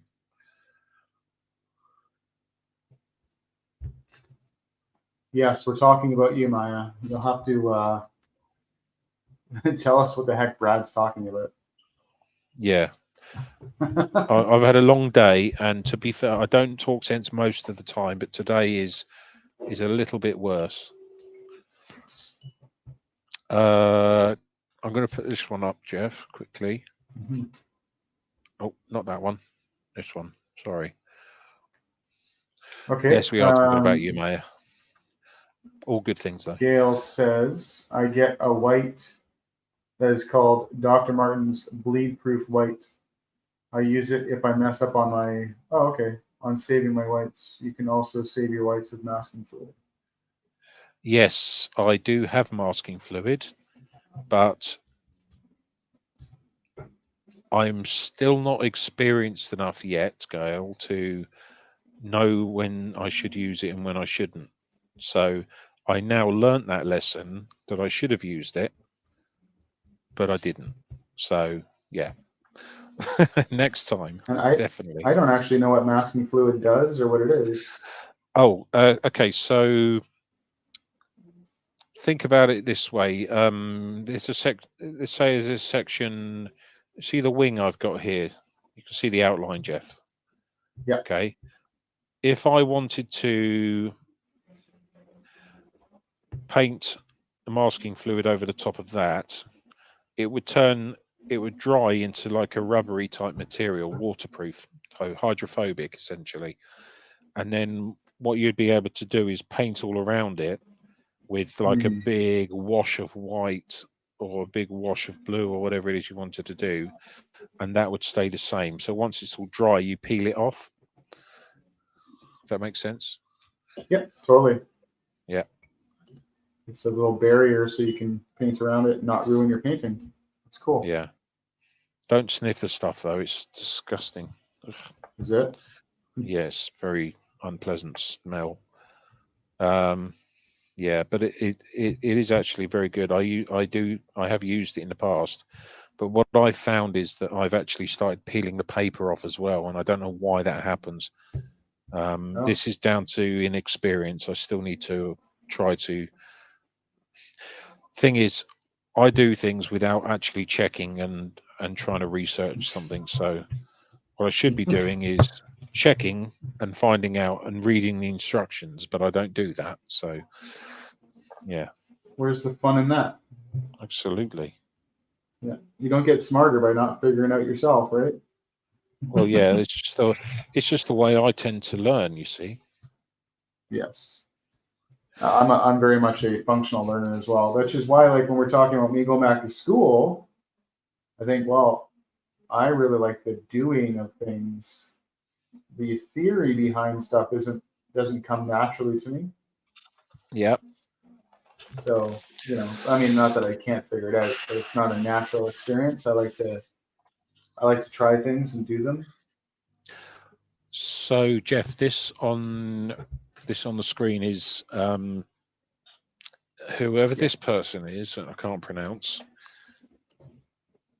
I know they have a name Begins with S. that Begins other with people S. call. Yes, begins with S. I know that. Maybe Anyway, maybe the they'll put point it in the is chat. yeah, hopefully. I'm so sorry. Essentially, yeah, it's like a masking tape, but it's a liquid form, so you can put it into any shape you want, essentially. Right. So, Yeah. yeah, that makes sense. I hope that makes sense. So, and if everyone's watching and they're watching my hand and how I'm kind of doing things very controlled. I'm really, really trying hard with this broken hand to get things done and keep control. But man, it's tough. It is tough. I just got the splint off yesterday.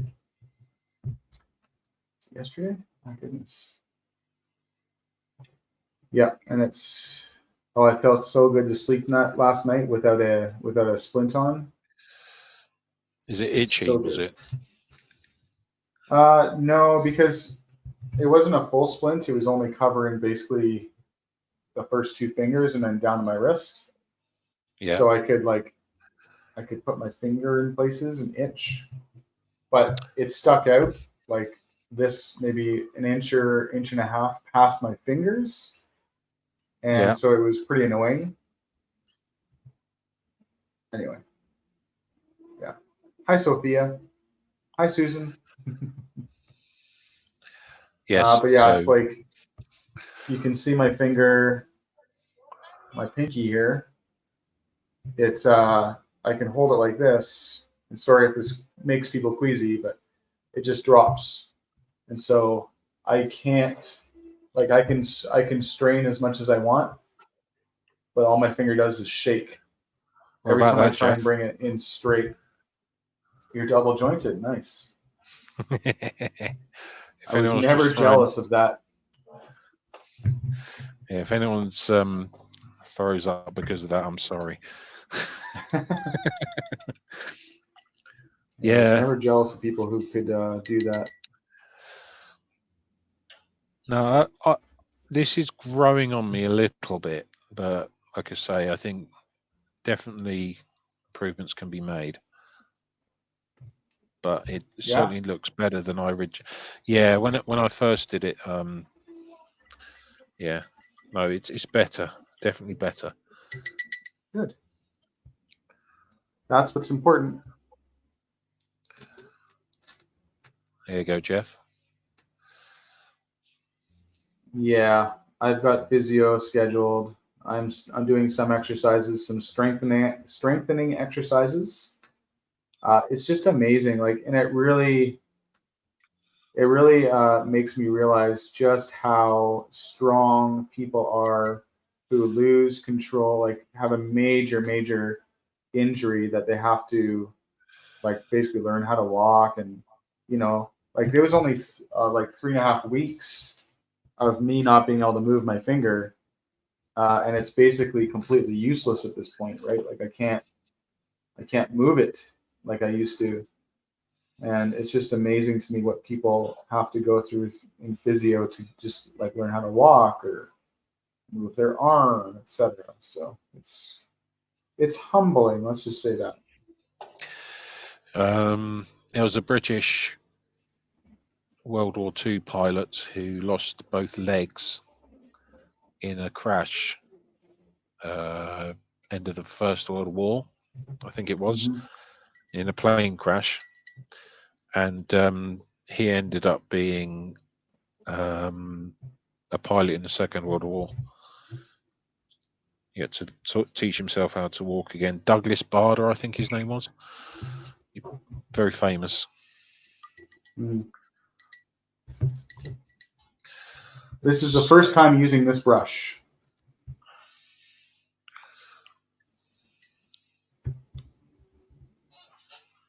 Do you like So it? lovely. I do.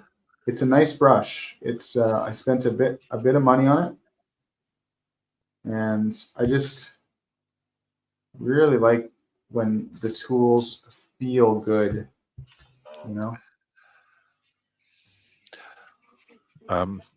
Maya, our resident art hoarder, has asked, "What Hmm. brush is it, Jeff? What brand or what So specific type?" yeah, it's a Princeton round Neptune series in a 12.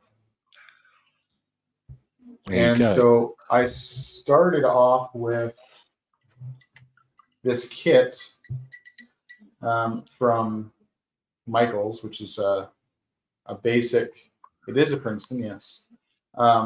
Basic brushes, which are fine for getting started, but a pack of like 10 or 12 of these costs like $14 for them all. This one brush costs like 25. And the difference in like obviously the ferrule is what there's basically no ferrule on this one. And the brushes itself, the hairs, they're not hair, but they're synthetic, are they stick out. And so when you're like putting a stroke in that has a bit of pressure to it, um, you'll get these little weird like swipes on the side, which is not intentional. Whereas this one is it's snappy. It has like almost like a back pressure. Like when you push it down, you can feel it holding its line, I guess. And then as soon as you lift it off, it snaps back and it's in its original shape. And then it also, as Gail says, it holds water and pigment beautifully, and it really does. It's phenomenal. So I only have two brushes that I bought that are nice. There's this one, and then the one I was using before, which is it's the same. It's just a number 6, and that's what I'm starting with as I learn. I like to use good tools and not kind of fight bad tools. If that all makes sense.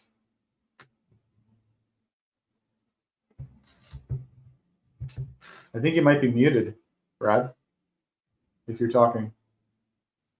Hello, can you hear me? Hi, I can hear Yes, you now. Yes, I muted myself there. Sorry about that. I was just going to that's say okay. this one here I got with my it's the one that comes with the watercolor set. I use this one most of the time. Yeah, Not when I'm using for acrylics, but for watercolor, yeah, it's pretty good. It's let's have a look here, Windsor and Newton. So it's nothing special, but it's not a bad little brush. So I that's think what I tend that's to a pretty use. decent name, though, isn't it? It sounds pretty decent, but Yeah, I think it's like mid-level. I've always found the quality of their stuff to be good, but then I've never really tried any high end stuff, so I couldn't say. But yeah, as far as I'm aware, they're pretty good. I've never had any trouble with them, and this brush, as I say, I use it most of the time. So, Well, I Maya, tell you what, the difference between like I did back-to-back like feel testing with my original brushes and these new ones. yeah, It's night and day. You know, it just feels so much better. It's phenomenal.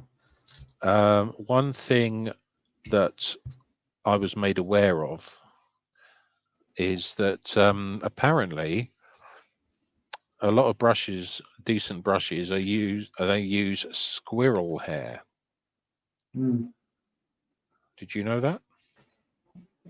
Yeah, I think squirrel and I think sable hair as well. Yeah. I actually don't know if these are synthetic or real.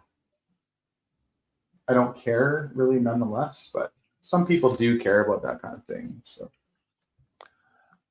Yeah, looks like we got Samuel's leaving. Have a good day, buddy, yeah, or have a good sleep.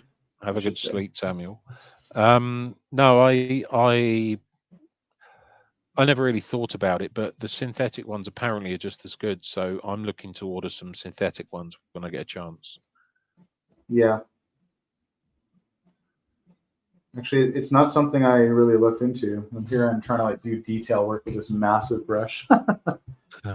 Oh, boy. uh, Maya, I'm assuming you're referring to Jeff's paintbrushes there being synthetic.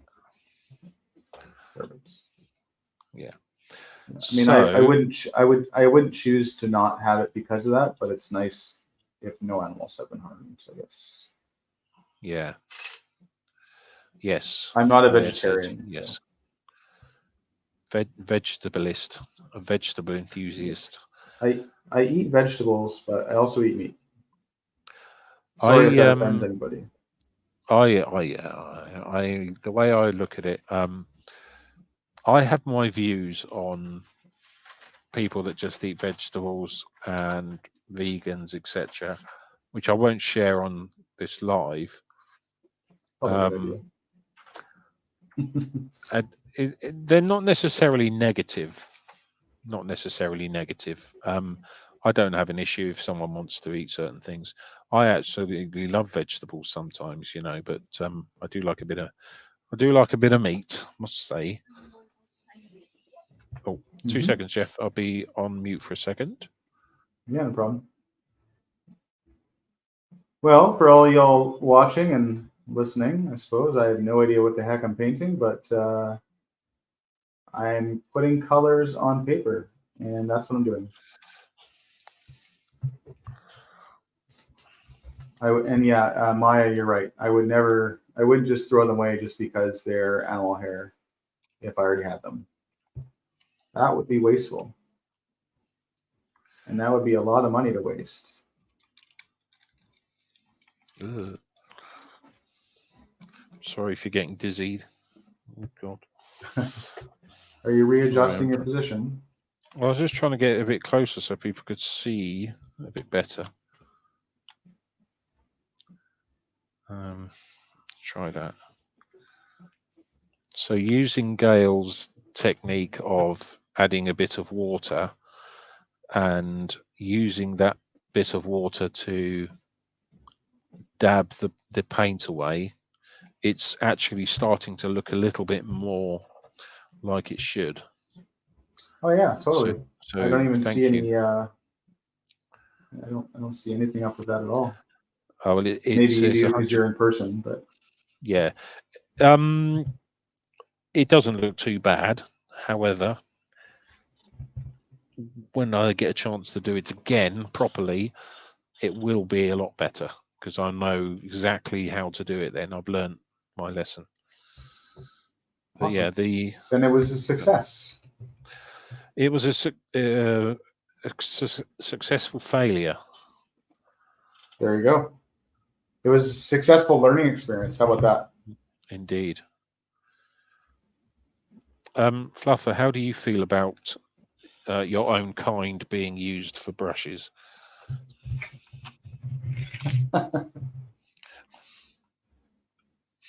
Some people in the chat are like, "What is he talking about?" Those Is he people in the talking about chat British people? who have ever come across me before realise that I'm a bit of a weirdo. So all is good. We would have it no other way, Brad. That's why I'm hanging out with you.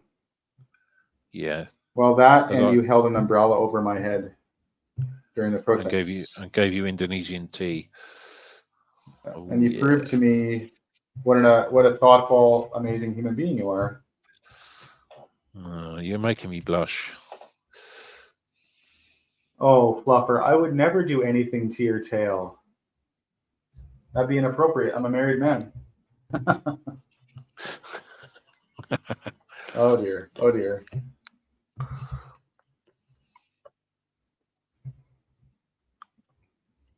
Look, I'm double washing my brush here. it's amazing how much pigment this bigger one holds.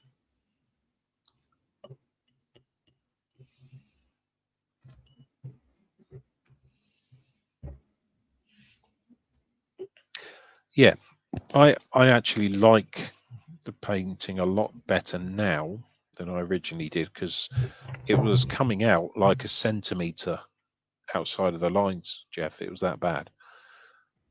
That looks amazing. But Gail saved the day, essentially. Yeah, teal I think would definitely help, but yeah. I'm not completely unhappy with it now.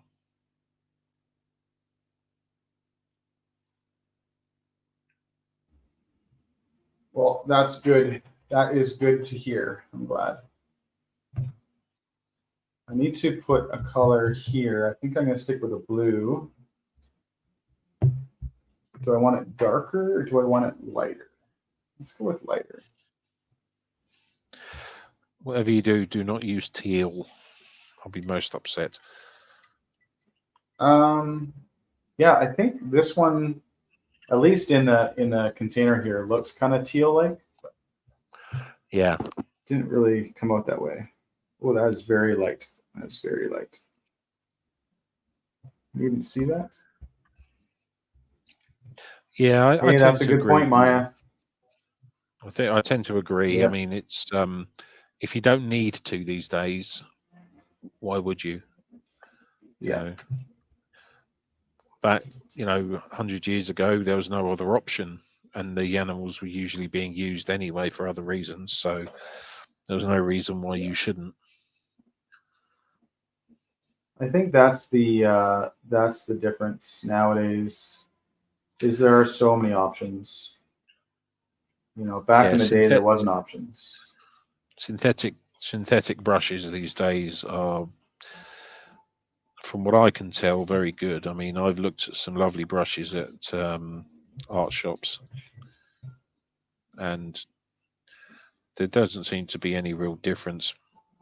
You wouldn't necessarily notice if they were real or synthetic. They all look the same. Yeah.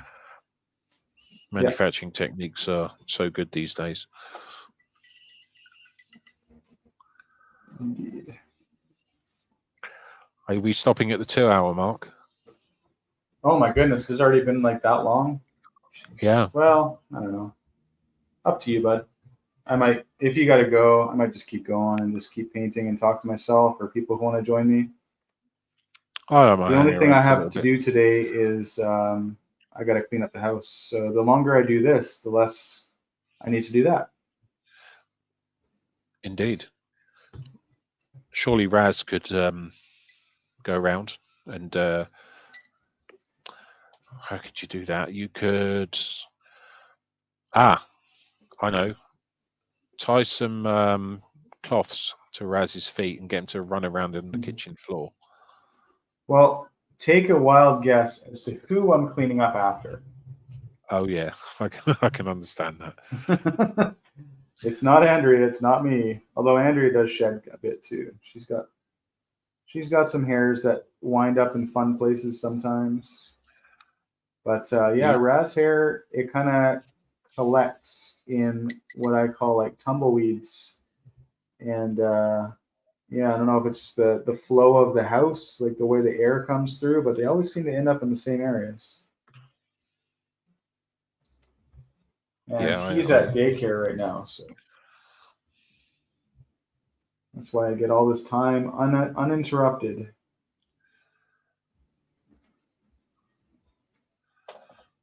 that's very kind of you to say, Mayor. Yeah, thanks. I don't even know what mine is, so It's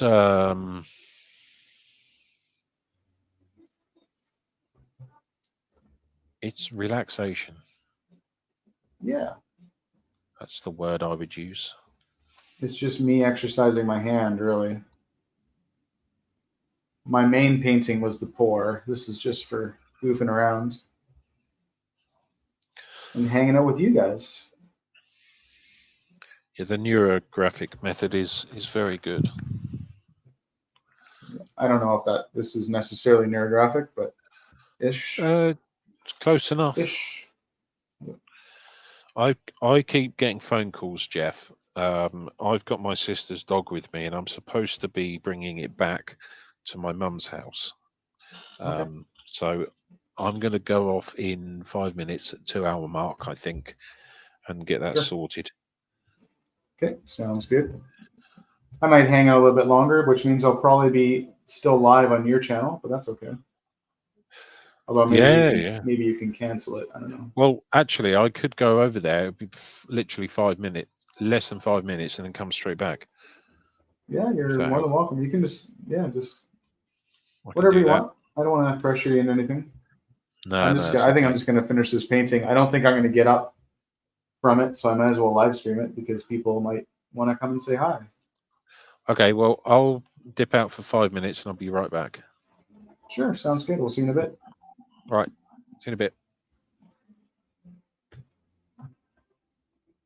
What do you got, Gail? Let's see.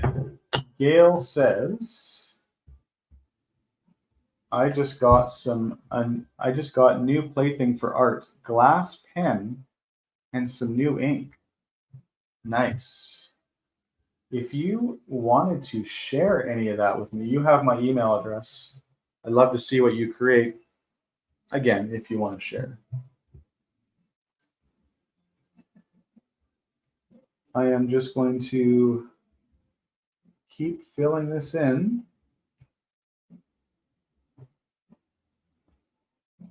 Whatever it is. Who knows? I think I'm going to do this lower one the same color as well.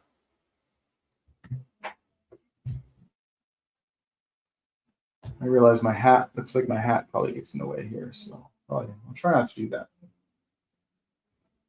This painting with a hand that isn't fully strong is a little bit challenging. I'm not gonna lie, it's not painful. It's just I don't know, it just isn't as controlled.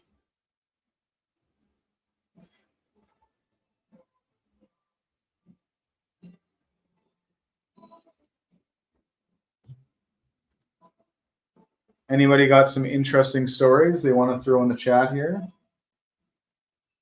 Any cool things happening in the world that I need to know about while I'm painting? I think that's one thing I like most about painting or just doodling or whatever I do is I just don't think about other things while I'm doing it. And that's okay with me.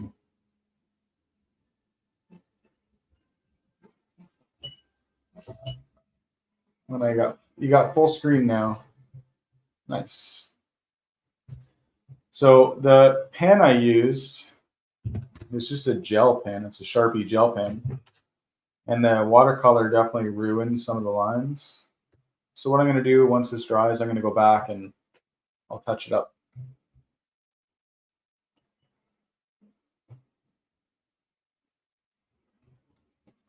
Now let's jump on to the lower part of this painting here.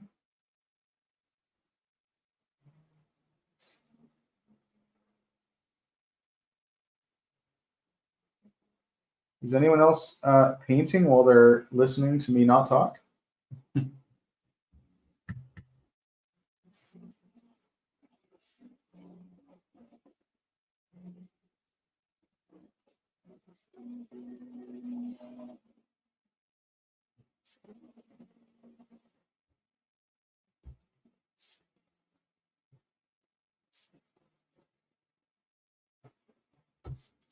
Don't know that I have too many stories to tell.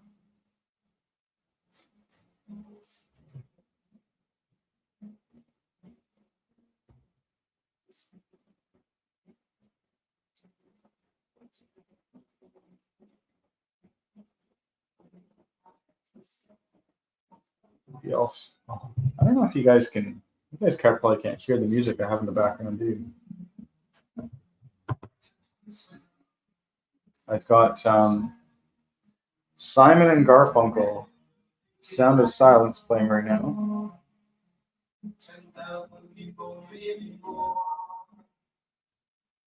Are you guys listening to anything while you're watching me?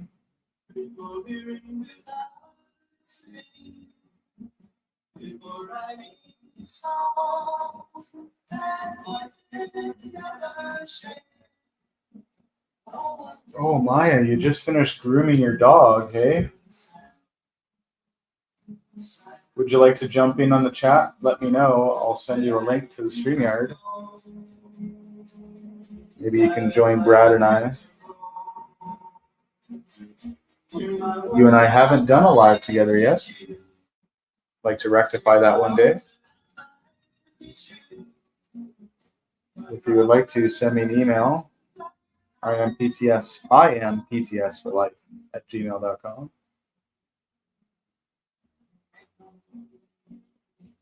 I don't even think that I have your email address. If you want.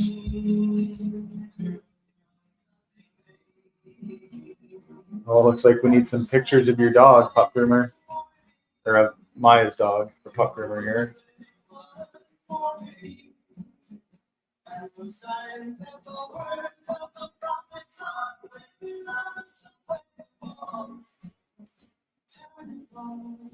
And Gail, looks like you and I need to also get together and perhaps do an art lesson together. I'm not sure how you feel about doing that live or not, but you can always just do it in the background too.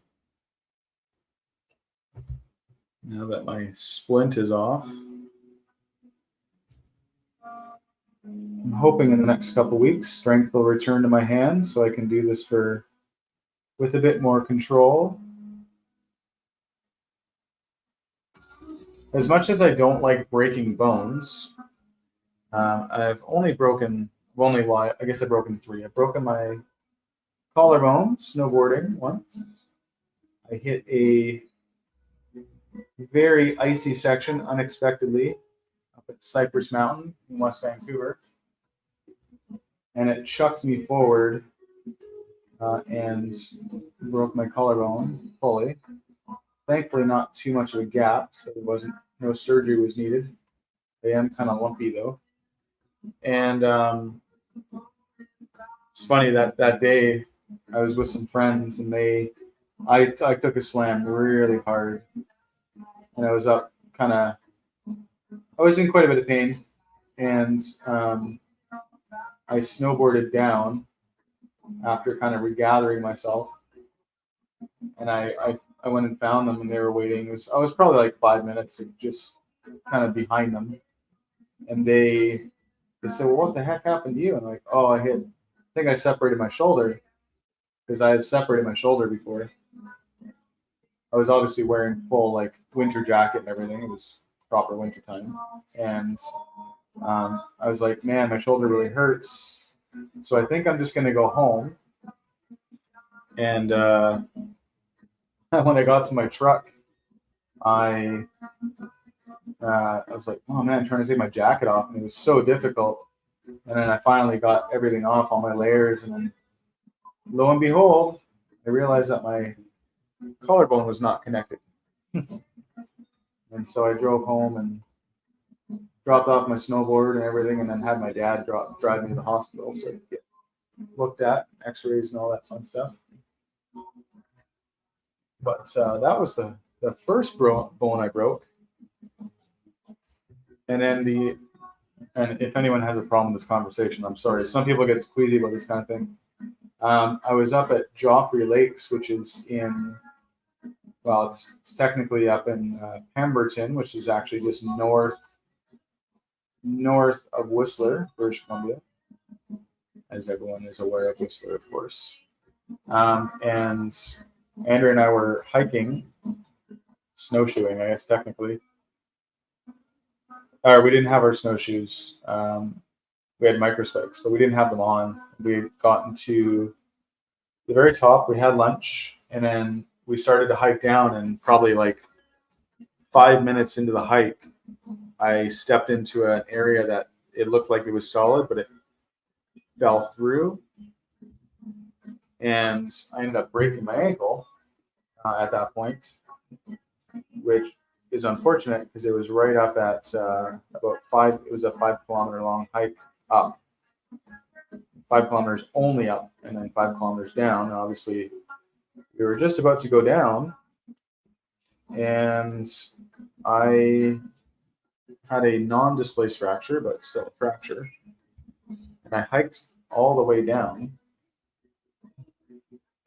on a broken ankle, much to Andrea's chagrin, because I don't like, I do not like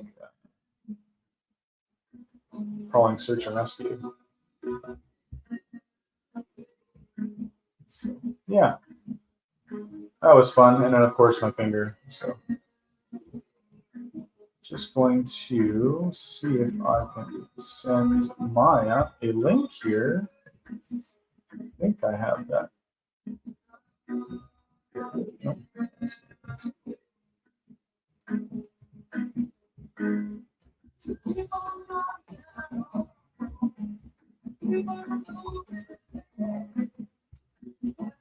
Bear with me, folks. Just sending Maya a link so she can join if she can.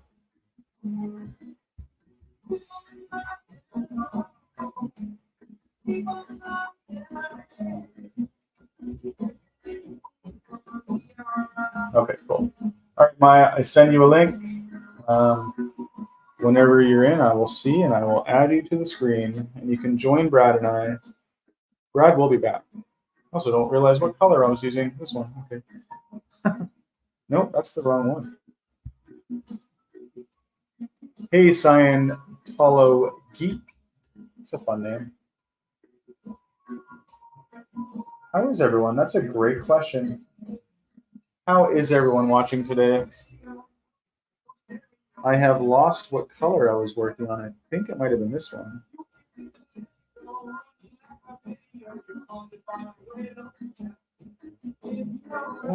Yeah, it could be the color.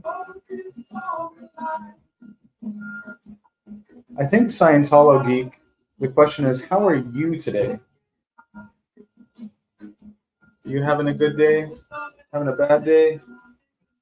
Just having a day?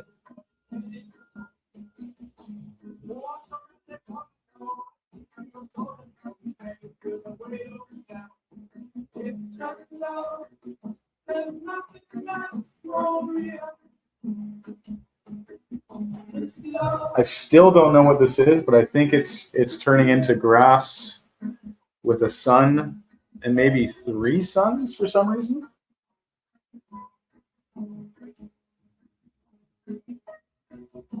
And we have our blue sky.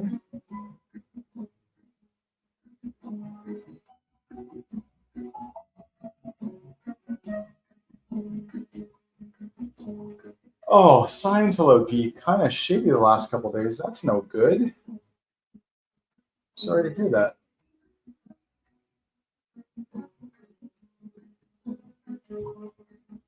I hope things look better for you. You know, I have had some pretty shitty days, and so I completely understand. I wish I could help you. Looks like we got Brad back, sort of. Hopefully intentionally. Hopefully it's not just a pocket dial because the screen is black.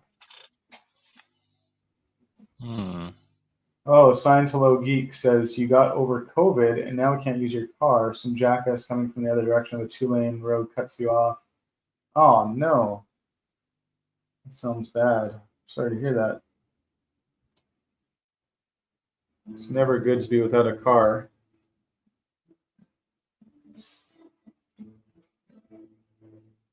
Thank you, Gail, for sending some pictures.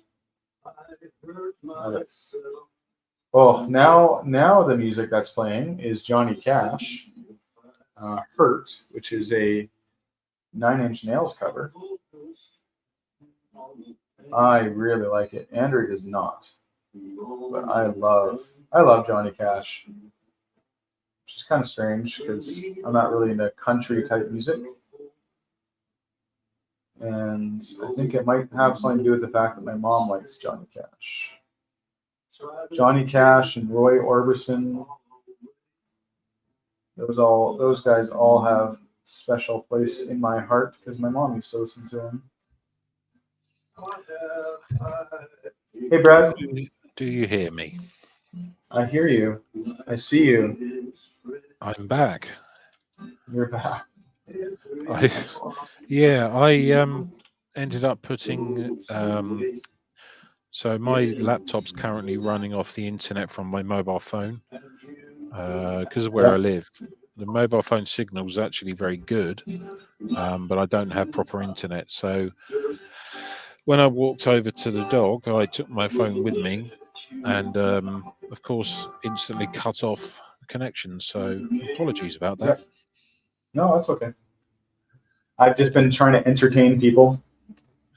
And we have Maya, who's going to be joining us as well in a bit. Send her a link. Excellent. Excellent. If you want, I can drop off when Maya comes on, if that helps. Well, it's totally up to you, my friend. You can hang out. I think we could do a 3-way live stream. Okay. If you want. Well, I'll hang out for a little bit anyway. Mm-hmm.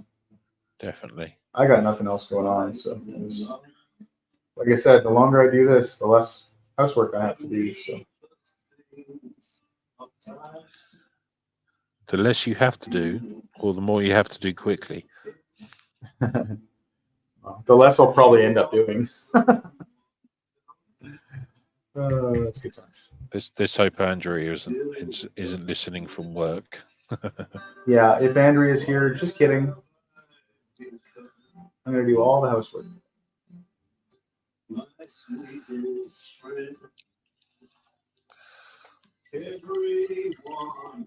So we have Gail here. I was talking about Johnny Cash and stuff. So I'm listening to Johnny Cash right now. I don't know if you guys can hear that or not. But, she says that her son got into Johnny Cash, so I got to see him in a new light. My son is a drummer. Nice. Always wanted to be a drummer.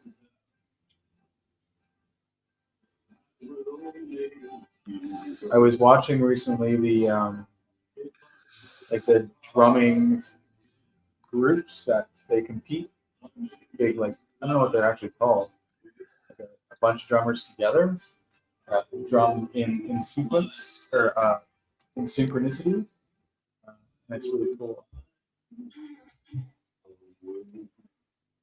There's a Swiss one that's actually really good. Some of the British Army bands are very good drumming. Yeah. Yeah, it's pretty cool.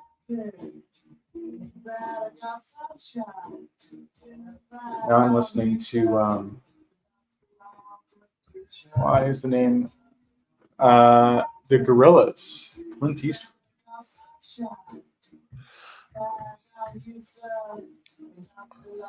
This is just Spotify being its an amazing self, knowing what I'm doing at all times and giving me music for it.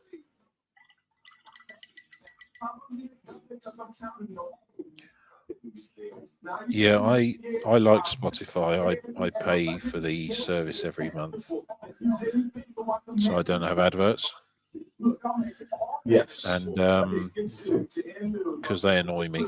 But I do like to make playlists for people. So I did one for Tilty recently. Some nice relaxing classical music. And of course, the good thing there is that anybody can go in and listen to that playlist that I made. All right. Yeah. All you need to know is what I named it. That's it.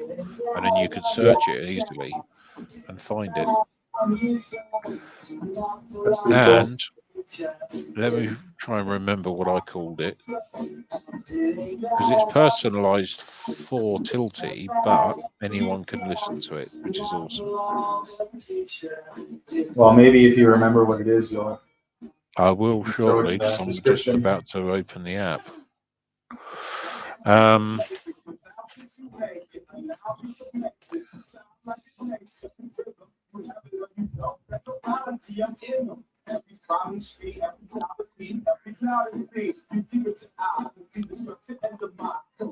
Let's have a look.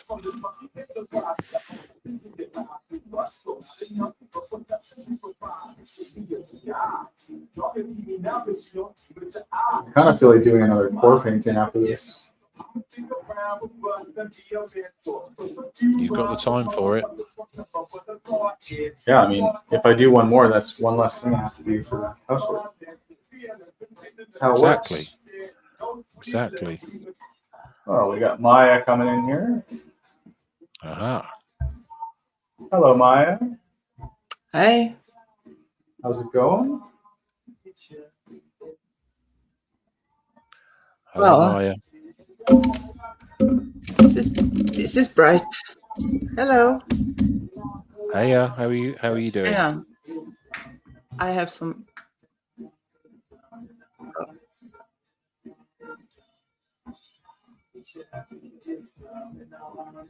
Is your audio working there, Maya? Oh, yeah. Hang on.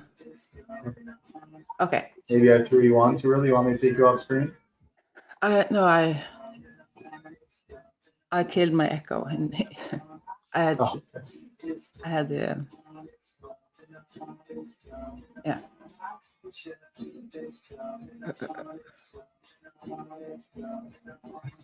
I wasn't quite prepared for this, so I just have to. Yeah. No problem. Next.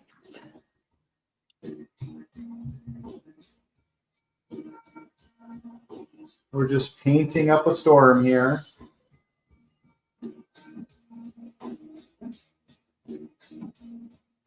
So, Brad, it's your weekend, yes? It is Friday evening at 9 o'clock, roughly. Nice. So, And what do you have planned this weekend? Anything exciting? Housework, maybe? No idea.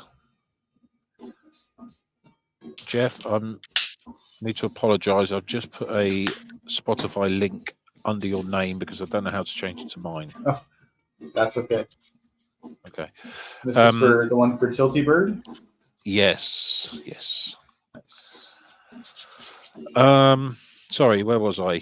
This weekend. So not sure. Because of my anxiety, I just don't like to leave the house. So if it was up to me, I would be in the house all weekend.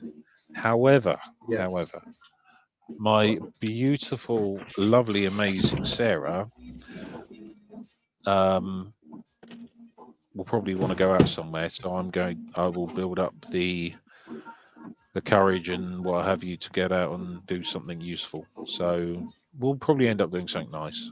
We originally were due to go and do an Indonesian event up in London, but because of the riots in England at the moment, there's the higher than average chance that there could be some real problems with transport up there.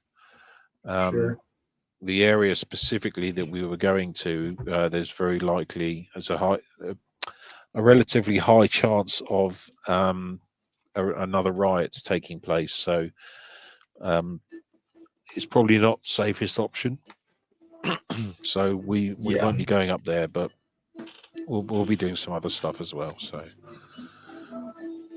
yeah, it's funny. I thought Scientology was supposed to take care of all that, but I guess they didn't. yeah, absolutely. They just obviously haven't taken enough Way to Happiness books up there recently, you know.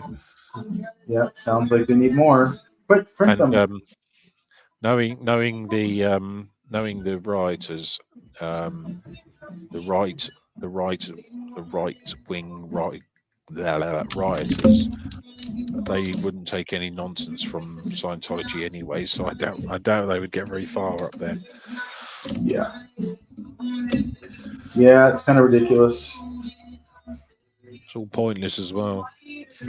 Yeah, I really haven't been following it, to be honest, but no, I haven't either. Really, I don't know what they're writing about, to be honest, but I just think the fact that Scientology thinks that they can do anything with it, but because of their books, is fascinating to me.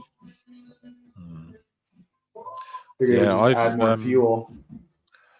I've got a Way to Happiness book, and I've read it from cover to cover, and I don't feel any happier. So, There's nothing really wrong with the book specifically. It's just the fact that they think that it's going to stop riots. It's like, you're delusional. yeah. It's actually really difficult for me to understand what's going on in their heads, if that makes sense. Yeah, well, I struggle with that. not. It doesn't make sense. So I think that's excuse me, yawning a bit there. I think that's because of a lot to do with my autism, because I have a way of looking at things in a very black and white manner quite often, and of course you couldn't do that, with Hubbard's stuff, because quite frankly it's all a bit batshit crazy, is the polite way of putting it. Yep. Yeah. So what can you do? Yeah, Gail, that is a playlist I did for the lovely Tilty, because I felt inspired by a late night stream they did, and that's the result. I must do a playlist for you at some point, Jeff. Yeah, lots of Def Leppard. No, I'm just kidding.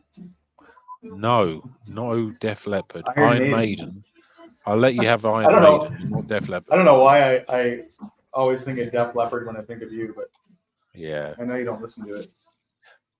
It's not like I listen to Iron Maiden all the time either. I just happen to be listening to a lot of them at the moment. I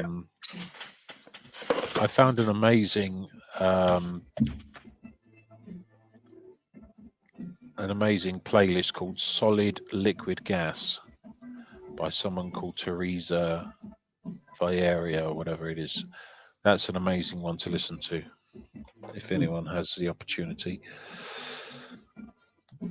Oh, here we go. I really like 21 Pilots. They're just the thoughtfulness behind their music is amazing. And of course it deals with a lot of like pretty heavy topics, but in a lighter way, I guess.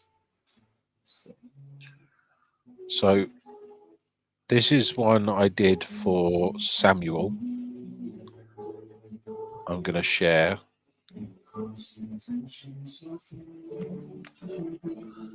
I think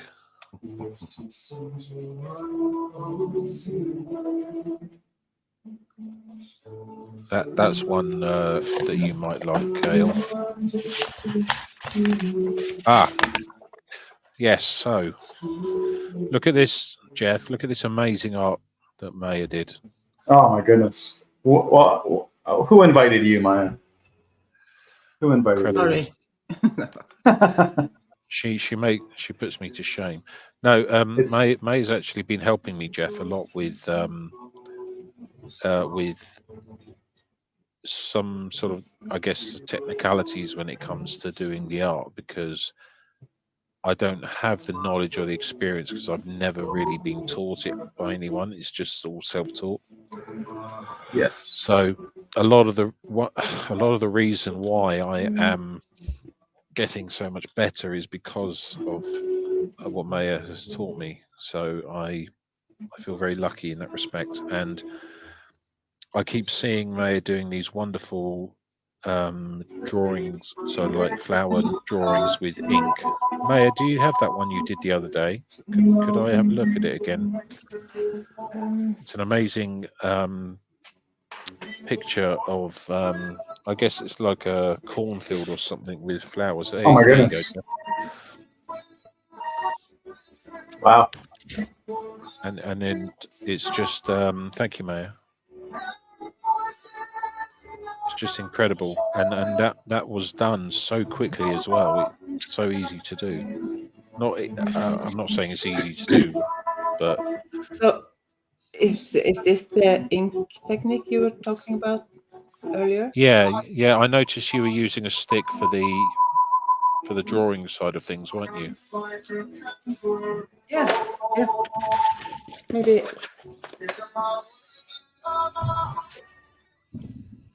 Why were you using a stick? Because the marks is more free. They are not. What's the word? Loose, maybe. Are they like more organic? Yeah, yeah. One day I will be that good. One day.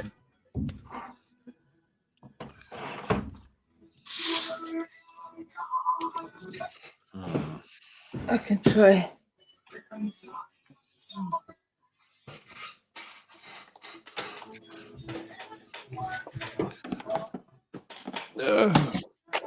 I did a budgie, Maya. Do you like that? Yeah, I like this. Is it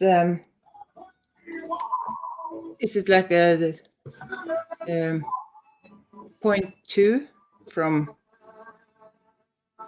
the one you did earlier? No, this is brand new one. I started 2 and Yeah, but 2 it's and the a half same. hours ago. It's from the same. Same bird. Yeah. Yeah, that's right. Definitely. You showed me something you did. Yeah, so I put some stuff on my thingy list, didn't I? On my whatever you call it. Thingy list. Yeah, look, I'm tired. I've had a long day. What can I say? So yeah. If you need to go, Brad, no worries. Like I don't want to keep you longer than you actually want to be here. No, it's okay. I'll head off shortly. Yeah, definitely. So that was a somewhat failed attempt, but it's got its good aspects, I suppose. I love it. And then that one I did. Kind of. I did this one today, but I'm not overly happy with it. What do you think, Jeff? I love the colors. I love the beak. Yeah,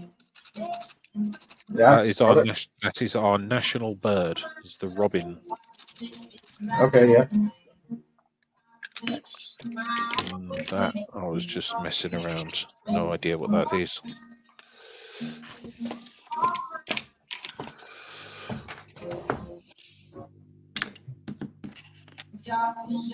Oh, you moved on now. You're done your other one, hey? I've given up on it for now because I keep looking at it and thinking I don't know what to do. But I'll come back to it later. That's cool. That's a good way to do it, right? If you get stuck, walk away. Yes, Samuel mentioned that to me. He said, come back to it because you might just be angry with it or frustrated with it at the moment, but you might change your mind later, so come back to it. So I didn't bin the other one that I was doing, and I've still got it, and I still don't think I can do anything with it, but I will keep it for a bit longer, see what happens. Nice. Yeah, that's important. Exercise that freedom of choice.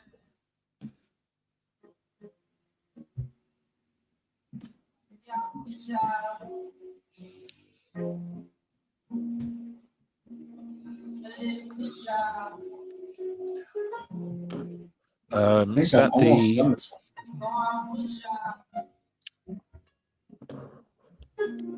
Is that the one I did for Samuel? I was just saying to Gail, is that the one I did for Samuel? Yeah, I think she added them both. Got you. Yeah, the list I did for Samuel, I would recommend that to you as well, actually, Jeff, because it is it's all some of my favorite music, and the idea is I was just sharing some of the weird and wonderful types of musics that I like with Samuel. Awesome. And believe me, there is some weird stuff on there, but weird in a good way. So what did I create? I don't even know at this point. It looks like the sun has come onto the hillside, but it's actually this side of the hillside, potentially. No, hang on a minute. You've got a sunset with the orange bit. No idea. Yeah, to be honest, I don't know either. The sun is falling onto the grass, and we're all about to die. I'm going to say it doesn't need to make sense, No, but that's only my that's opinion. Good. That's good because it doesn't make sense. It doesn't, does I'm it? okay with But that's okay. I like it. Is that snoring in the background? Oh, that's Maya's dog. Yeah, sorry. Yeah, Jeff, Maya's dog snores really loudly. That's awesome. Let's see how this music.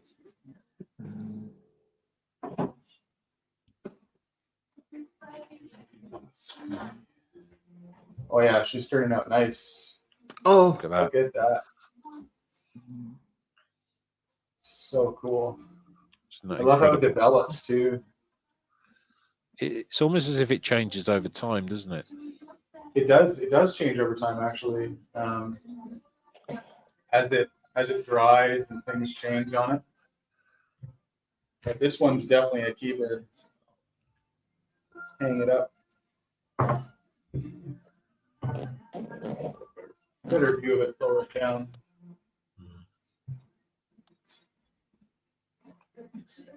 Yeah. That's cool. I want to do another one. Yeah, yeah. It's kind of an addiction now for you, isn't it? It's super addicting. I already did one painting this morning, and then I did this one, and I did that other one. Now I'm gonna do another. But I'll need to mix some colors together. I've got a question for you, Jeff, which don't feel that you have to answer, but I think you probably will. Since you've been doing art, have you noticed any changes in yourself? I think you've answered this before, but have you noticed any changes in the way you are and the way you've been doing things, and do you think it's made a difference? Certainly has made a difference in my just expression, I think, and calmness for sure. You know, I just don't. I feel a bit more slowed down, maybe. Also, I totally just looked down and see what Maya's doing, and I don't even know how she did that so fast. What's going on? Exactly. What is going on? Who invited you? So wow. I can see what's happening there. I suspect Maya's doing a river with trees around the side, but I could be wrong. Yeah. It's just keep the stick moving around and add some water and just I love doing this. I'm not very. I'm gonna mute myself for a sec while I make some noise. Sure.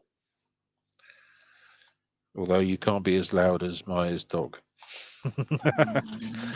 Oof, I feel bad for snoring.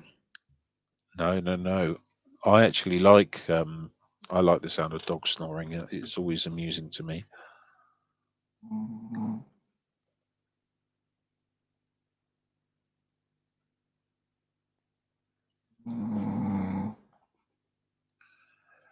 Well, Gail, he's extra tired now. Say again? He's extra tired now because it's evening and because he just got a bath and Nice. not his favorite thing. Gail, I hope you like the playlist. If you have any questions about it or want to know more, whatever, just email me. dropshortmedia@gmail.com, I believe. Yes.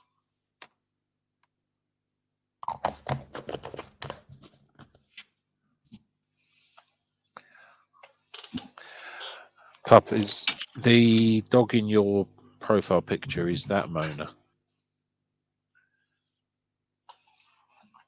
I forget.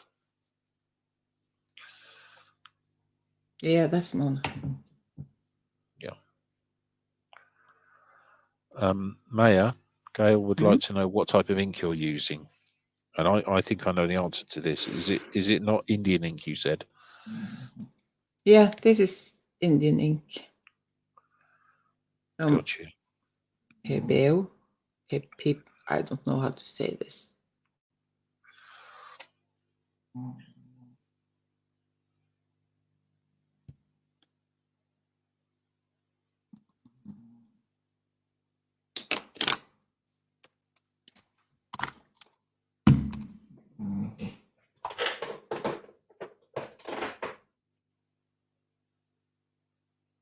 So you are buying some ink, right? Yes, I'm planning to. I hope. Thank you, Pup Groomer. So I was saying earlier, I don't know if you were in the chat at the time or not, that I've put up a list of art supplies that I want to get. Yeah, you sent it to me, so Oh yes, I saw. of course. Yeah. Yeah, because I sent it to you just so people understand the context of what we're talking about. I sent the list to Maya just so that I could make sure that the products that I want to get are actually worth bothering with. So quality of the brushes, etc. So that's what we're talking about there. But yeah, I put the list in there, and I want to get some ink, like what you have there. I want to get a full set. I want to get a set of a few colors, but I also want to get to start with. I want to just get the black, if that makes sense. Yeah. And sort of take it from there, really.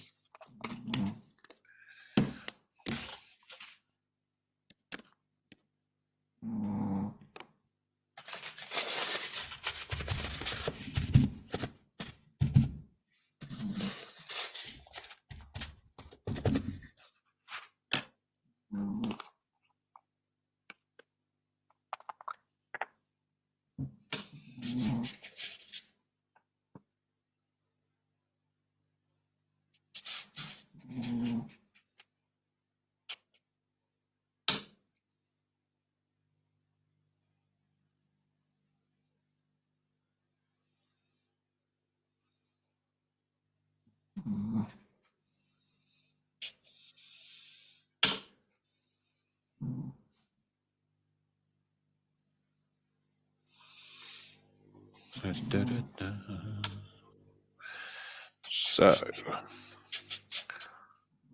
things are getting serious when Jeff starts to get the brown paper out to protect the table. Okay.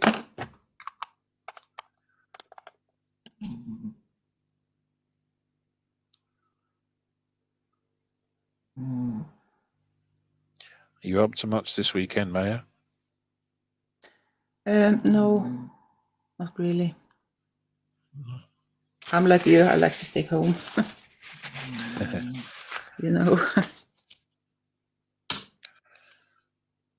I have an art stream actually. Yeah. This weekend I'm doing, Pinche Becky. Oh, okay. We're going to do an art stream together. It's jewelry related, so I'm actually going to get my paracord out, and I'm going to be making paracord bracelets.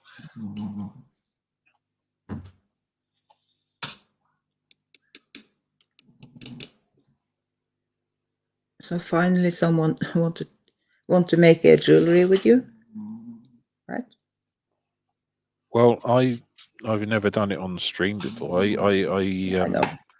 Learned how to make paracord bracelets when I was having my psychiatric evaluation at Combat Stress. That's where I found out that I was had anxiety disorder, and since then I make them every so often.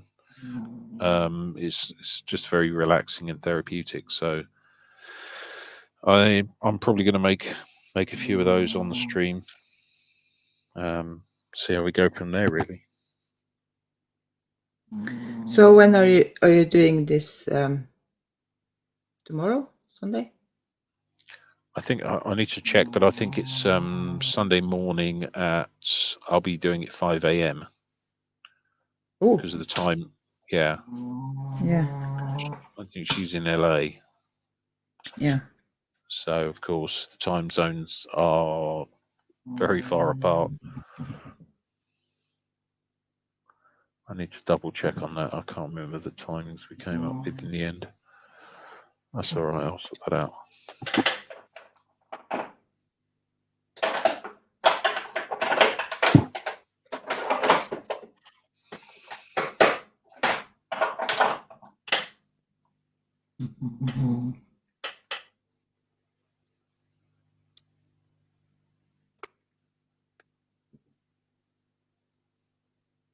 So if anyone wants to come along to that stream and learn how to make paracord bracelets, it would be lovely. Yeah, maybe I have to put my alarm clock on. It'd Sunday be closer morning. to 6 a.m. your time, I think. You're Yeah. an hour ahead of me, aren't you? So Yep. yeah. Well, Yeah. I'm up around that time anyway. So.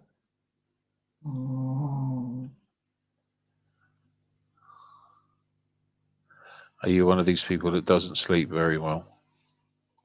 Yeah.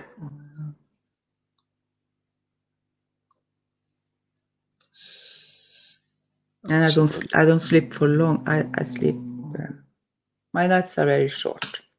I'm one of the few people that maybe when you have a holiday, you keep switching your day to you sleep in, and when you're going back to work, you have to. It's a hard time to get up in the morning. I'm the opposite. I'm turning my day the other way because I sleep so. My night is so short, and I get up so early. So at one point, when I wake up, it's like yesterday because I switch, turn my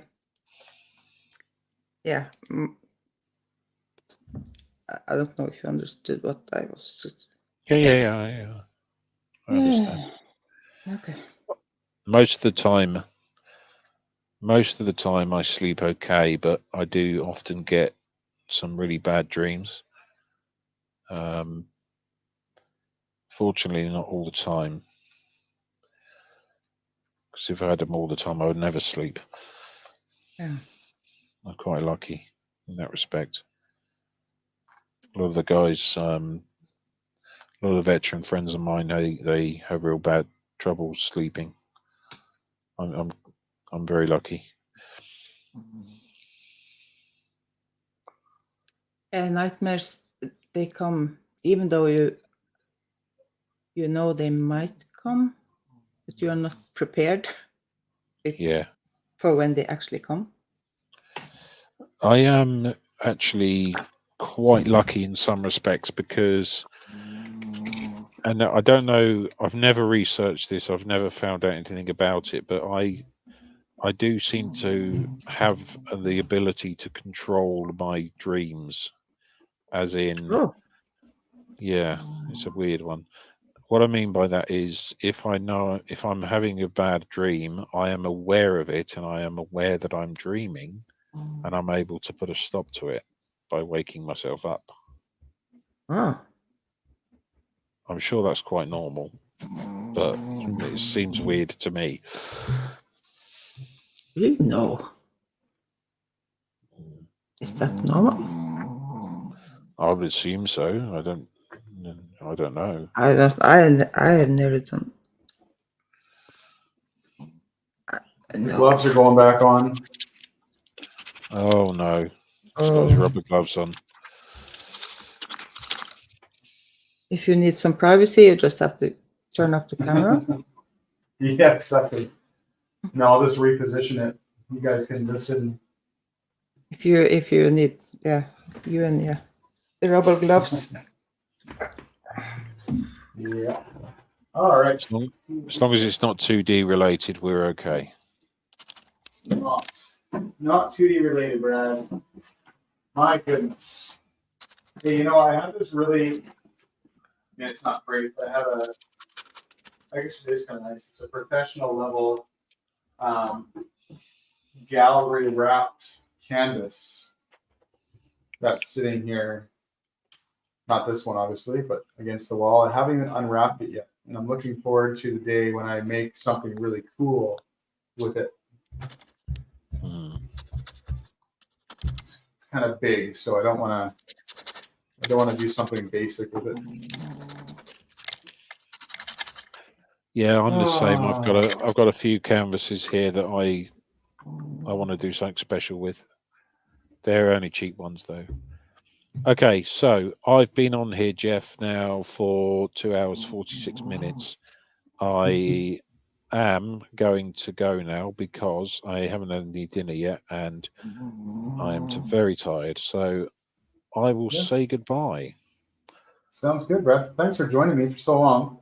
I think I'll probably do this one and then we'll probably call it anyway. So yeah, 3 hours is a pretty long time to go on live. Yeah, I mean it's no trouble for me. I enjoyed it, but I'm just pretty tired now. I'm getting to the point now where I'm just, you know, losing the plot basically.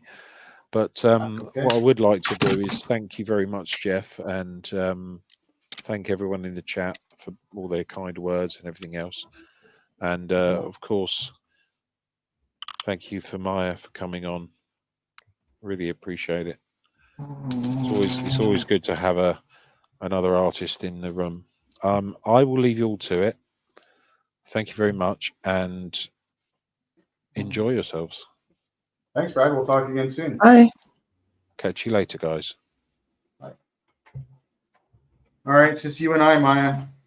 Yeah. So, are you doing a pouring? Yeah. Oh. It's kind of something I don't have to think about as much. Have you ever tried pour painting? Yeah, I have, and not very successful because I'm so cheap. I don't like to waste so much paint. For one, well, I bought some a set or something where the paint was like thin. I didn't have to mix. Yeah, it was just pour it out, and that was great. But lately, after one of your streams, actually, I kind of wanted to try it again. So I put out a big thing. So I was thinking, oh, now I'm going to make a bigger painting, like a bigger canvas. Mm-hmm. And I had to mix my own pouring stuff thing in. So, but it was so a long time since I did it, so the paint was too thick, so it didn't quite work out. So, gotcha. But I like it, and I wish it wasn't so much waste. Yes, and I just realized I am trying to paint on a canvas with paint with silicone oil in it, which will not work. So I will fix that. Always remember to put the silicone oil in afterward, not before.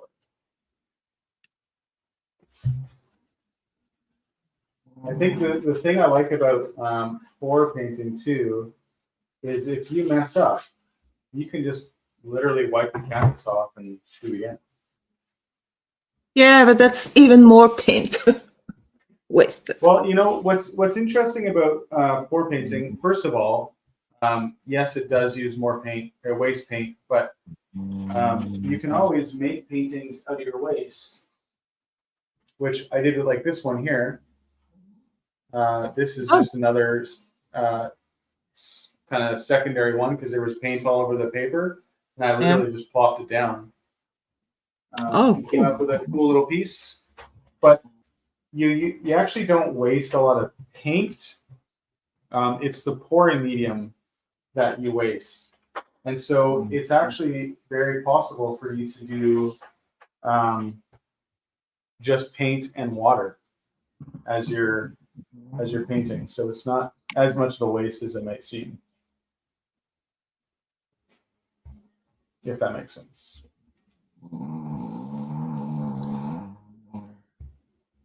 Yeah, maybe. I'm going to change my headset here. Can you hear me still? Yep. Okay, good. My dog is snoring. Dog is snoring. It's really cute. Some black paint. He has a bed under the table, so that's where he hangs out when I'm painting.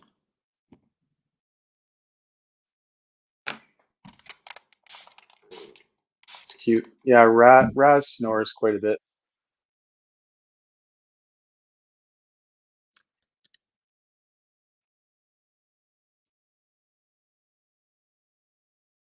Dog snoring, it's not. I love listening to dogs snore. People not so much. It's funny how that works. My brother-in-law, when I was a kid, we don't really talk anymore, but just because he's a Scientologist still, but he silicone oil still. Dang it. He snored like it sounded like there was a freight train coming through the house. And I don't understand how anyone can sleep next to that. Yeah.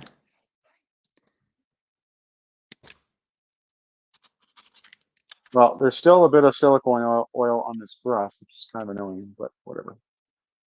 We're just gonna go with it. So all right, I don't actually know what I'm gonna do here. What were you gonna say? So if the silicone is on, if you put the silicone in now, what happened? Well, because I used the prepared black with silicone oil in it for the painting, I should have painted the canvas first. Because I'm just trying to give it a coat of black. Okay. Yeah. And I just kind of that was a mistake. I shouldn't have done that. So I'm just kind of zoom out. There we go. All right.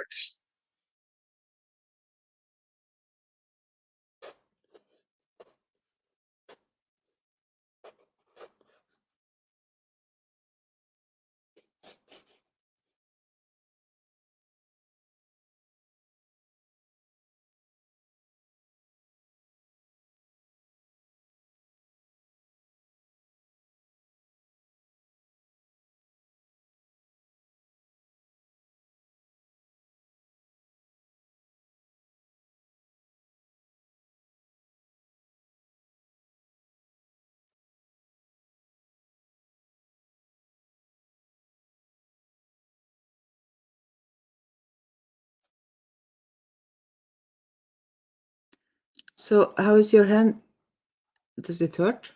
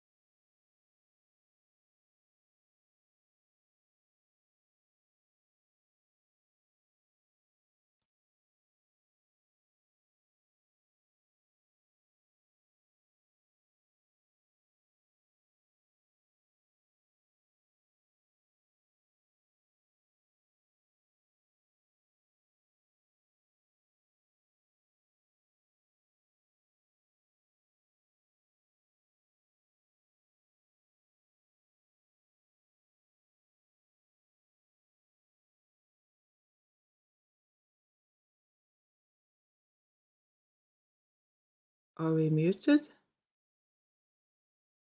Am I muted?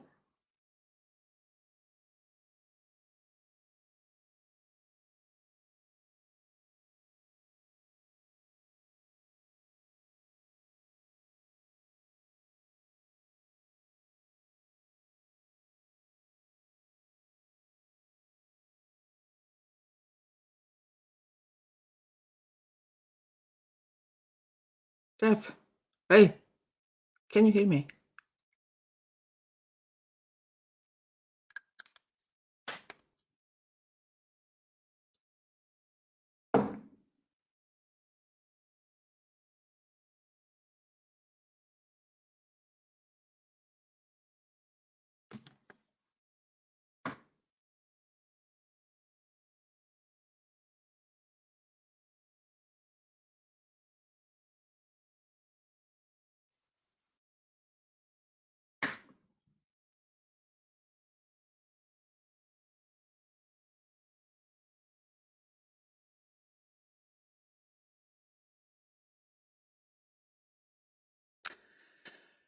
Okay.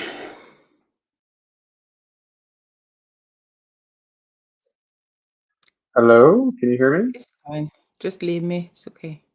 No, I'm back. I'm back. Can you hear me? I can hear you.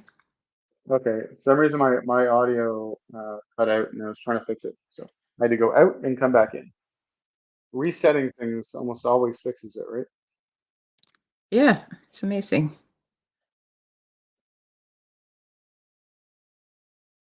I honestly have no idea what I'm doing here. I've given it basically zero thought.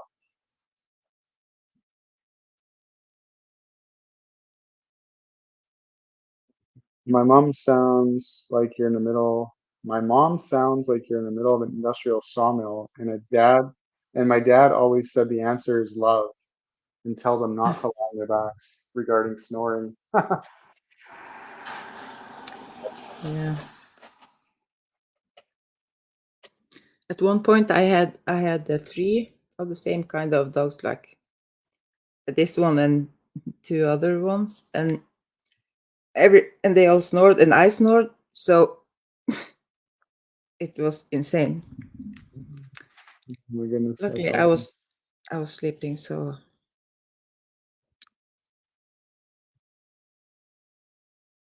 I'm being told that I'm muted, but I'm not muted. oh, Check. No, I can hear you. or maybe they're behind. I bet you Gail's just behind on the stream. It's probably not fully live for her. Yeah, well, I Everything can seems hear, to be. I can hear you before the other one because I'm in the future. Yeah. Let's see. I have no idea what I'm doing. Putting yellow and red together is probably not a good idea, right? Oh, well, that's orange. You're right. I like the way you think. As long as you have blue and orange, or blue and orange, then you are set. Find out. I'm gonna do a similar pour to the other one. Oh, good. I'm back. I'm back. Everyone can hear me now. That's good.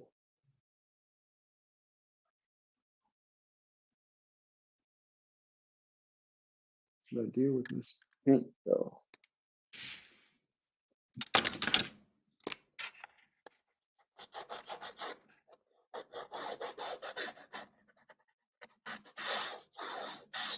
Just dropped a little bit of black into one I didn't want it in, but that's okay. No one will notice. Nobody saw a thing.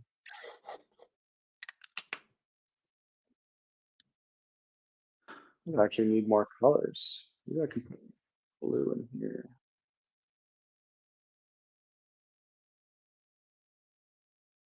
I think this is gonna be a very blue heavy painting. When I was going to try the pouring thing the first time, maybe I was overthinking it. I overthink everything, so I wouldn't be surprised. Because of course I was watching YouTube videos and they said, well, you have to make sure the colors you put on top of each other to, like, it's not yellow and purple, because they will, when they mix, they will just be gray or brown. So I was just overthinking it, I guess. It's really important to do the right combination, yes. But I just like experimenting because you never know, especially with four Exactly. things mixed. You're like, I don't know what the heck this is gonna look like. Let's just find out. And it doesn't always work out, but that's why I buy cheap canvases and I don't use really expensive paint unless it's like one that I know is gonna work out. You know?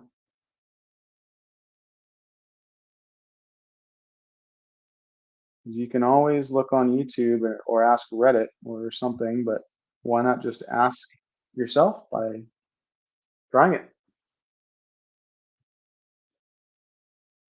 It's part of the fun, right? Yes. Usually I like to try,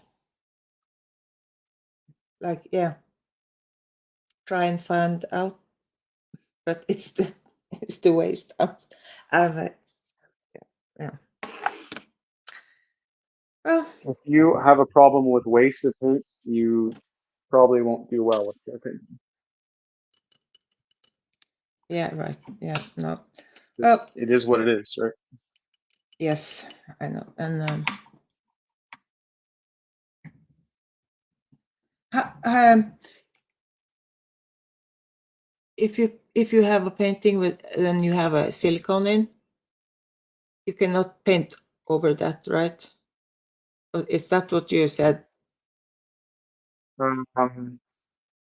Actually don't know if you can paint over it or not. It just creates these cells. Oh, I'm not doing a very good job of this. Yeah, because I've been thinking about that, because it turns into kind of oily, or it's like the glossy.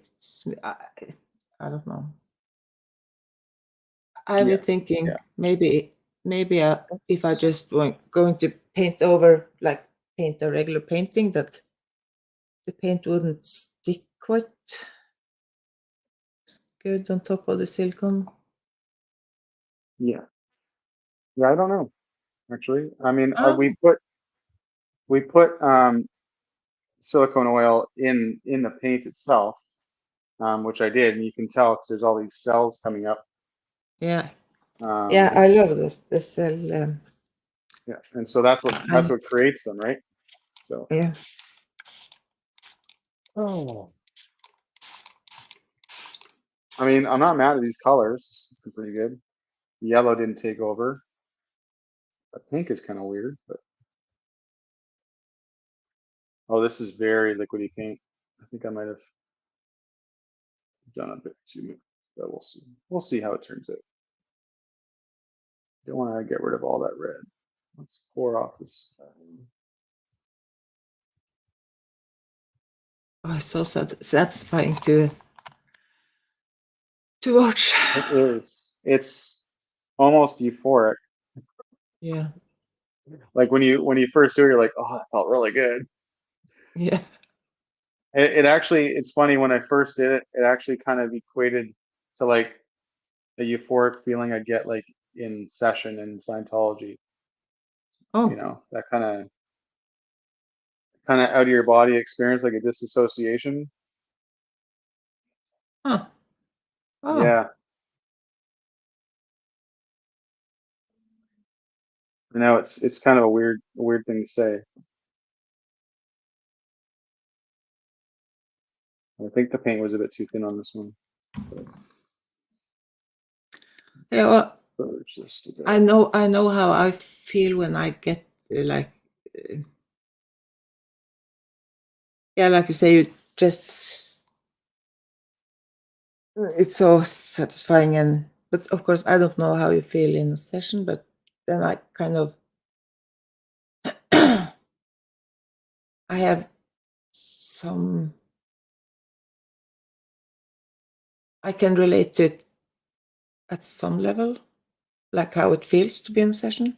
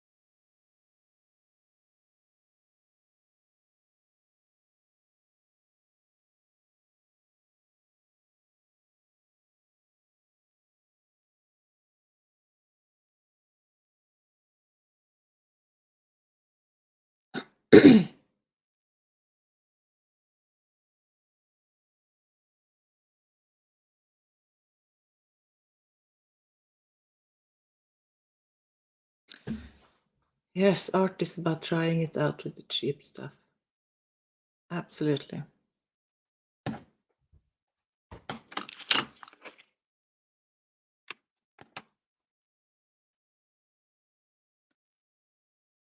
To find out what you actually like.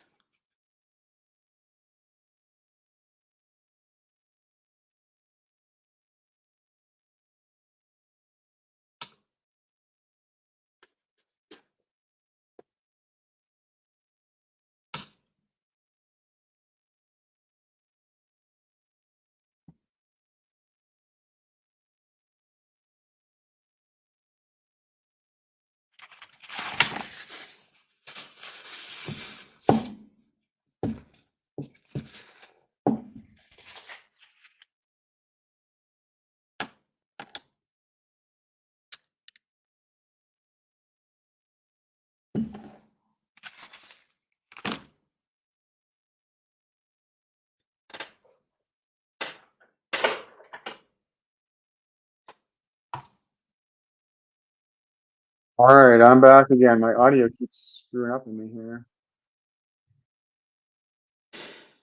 Yeah, you're back. I'm back. So this one's kind of funky. I mean, it's got this like river of red and yellow going into this big, almost like an explosion or something. That's kind of cool. I see kind of like a lava stream or something. Yeah, isn't that neat? And then like Yeah, this could be kind of mountainy terrain here. yeah. I'm looking at it close up. Actually, I can, well, I don't want to mess with my camera, but yeah, it's super weird, but cool at the same time. So, and there's so many cells activating here. Like it's crazy. This lacing between the red and yellow.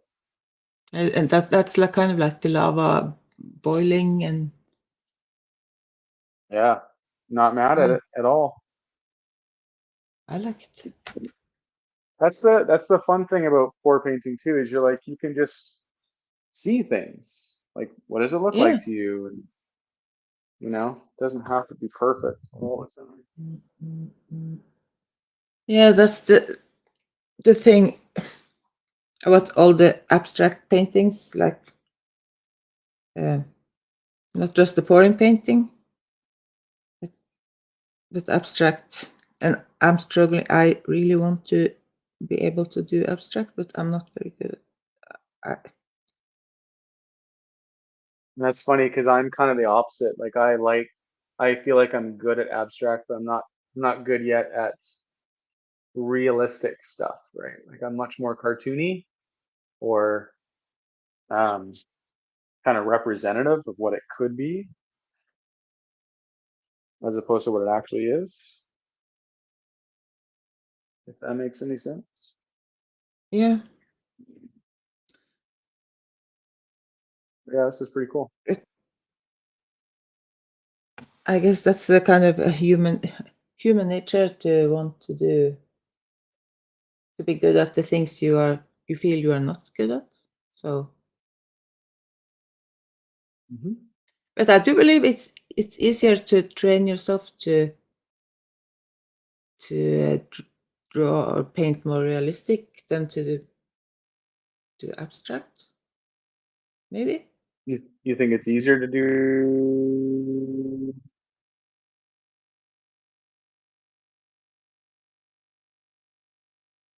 It's easier to train yourself to paint more realistic.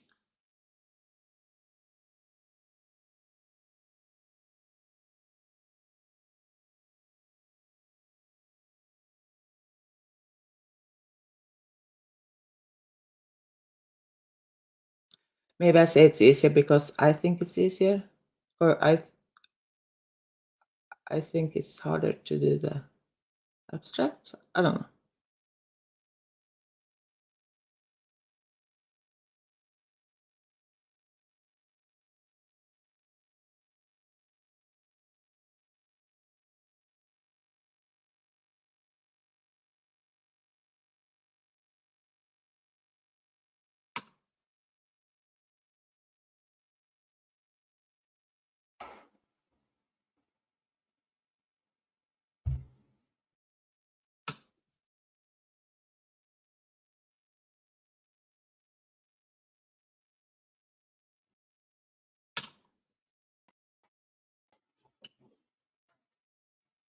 Can anyone in the chat hear me now?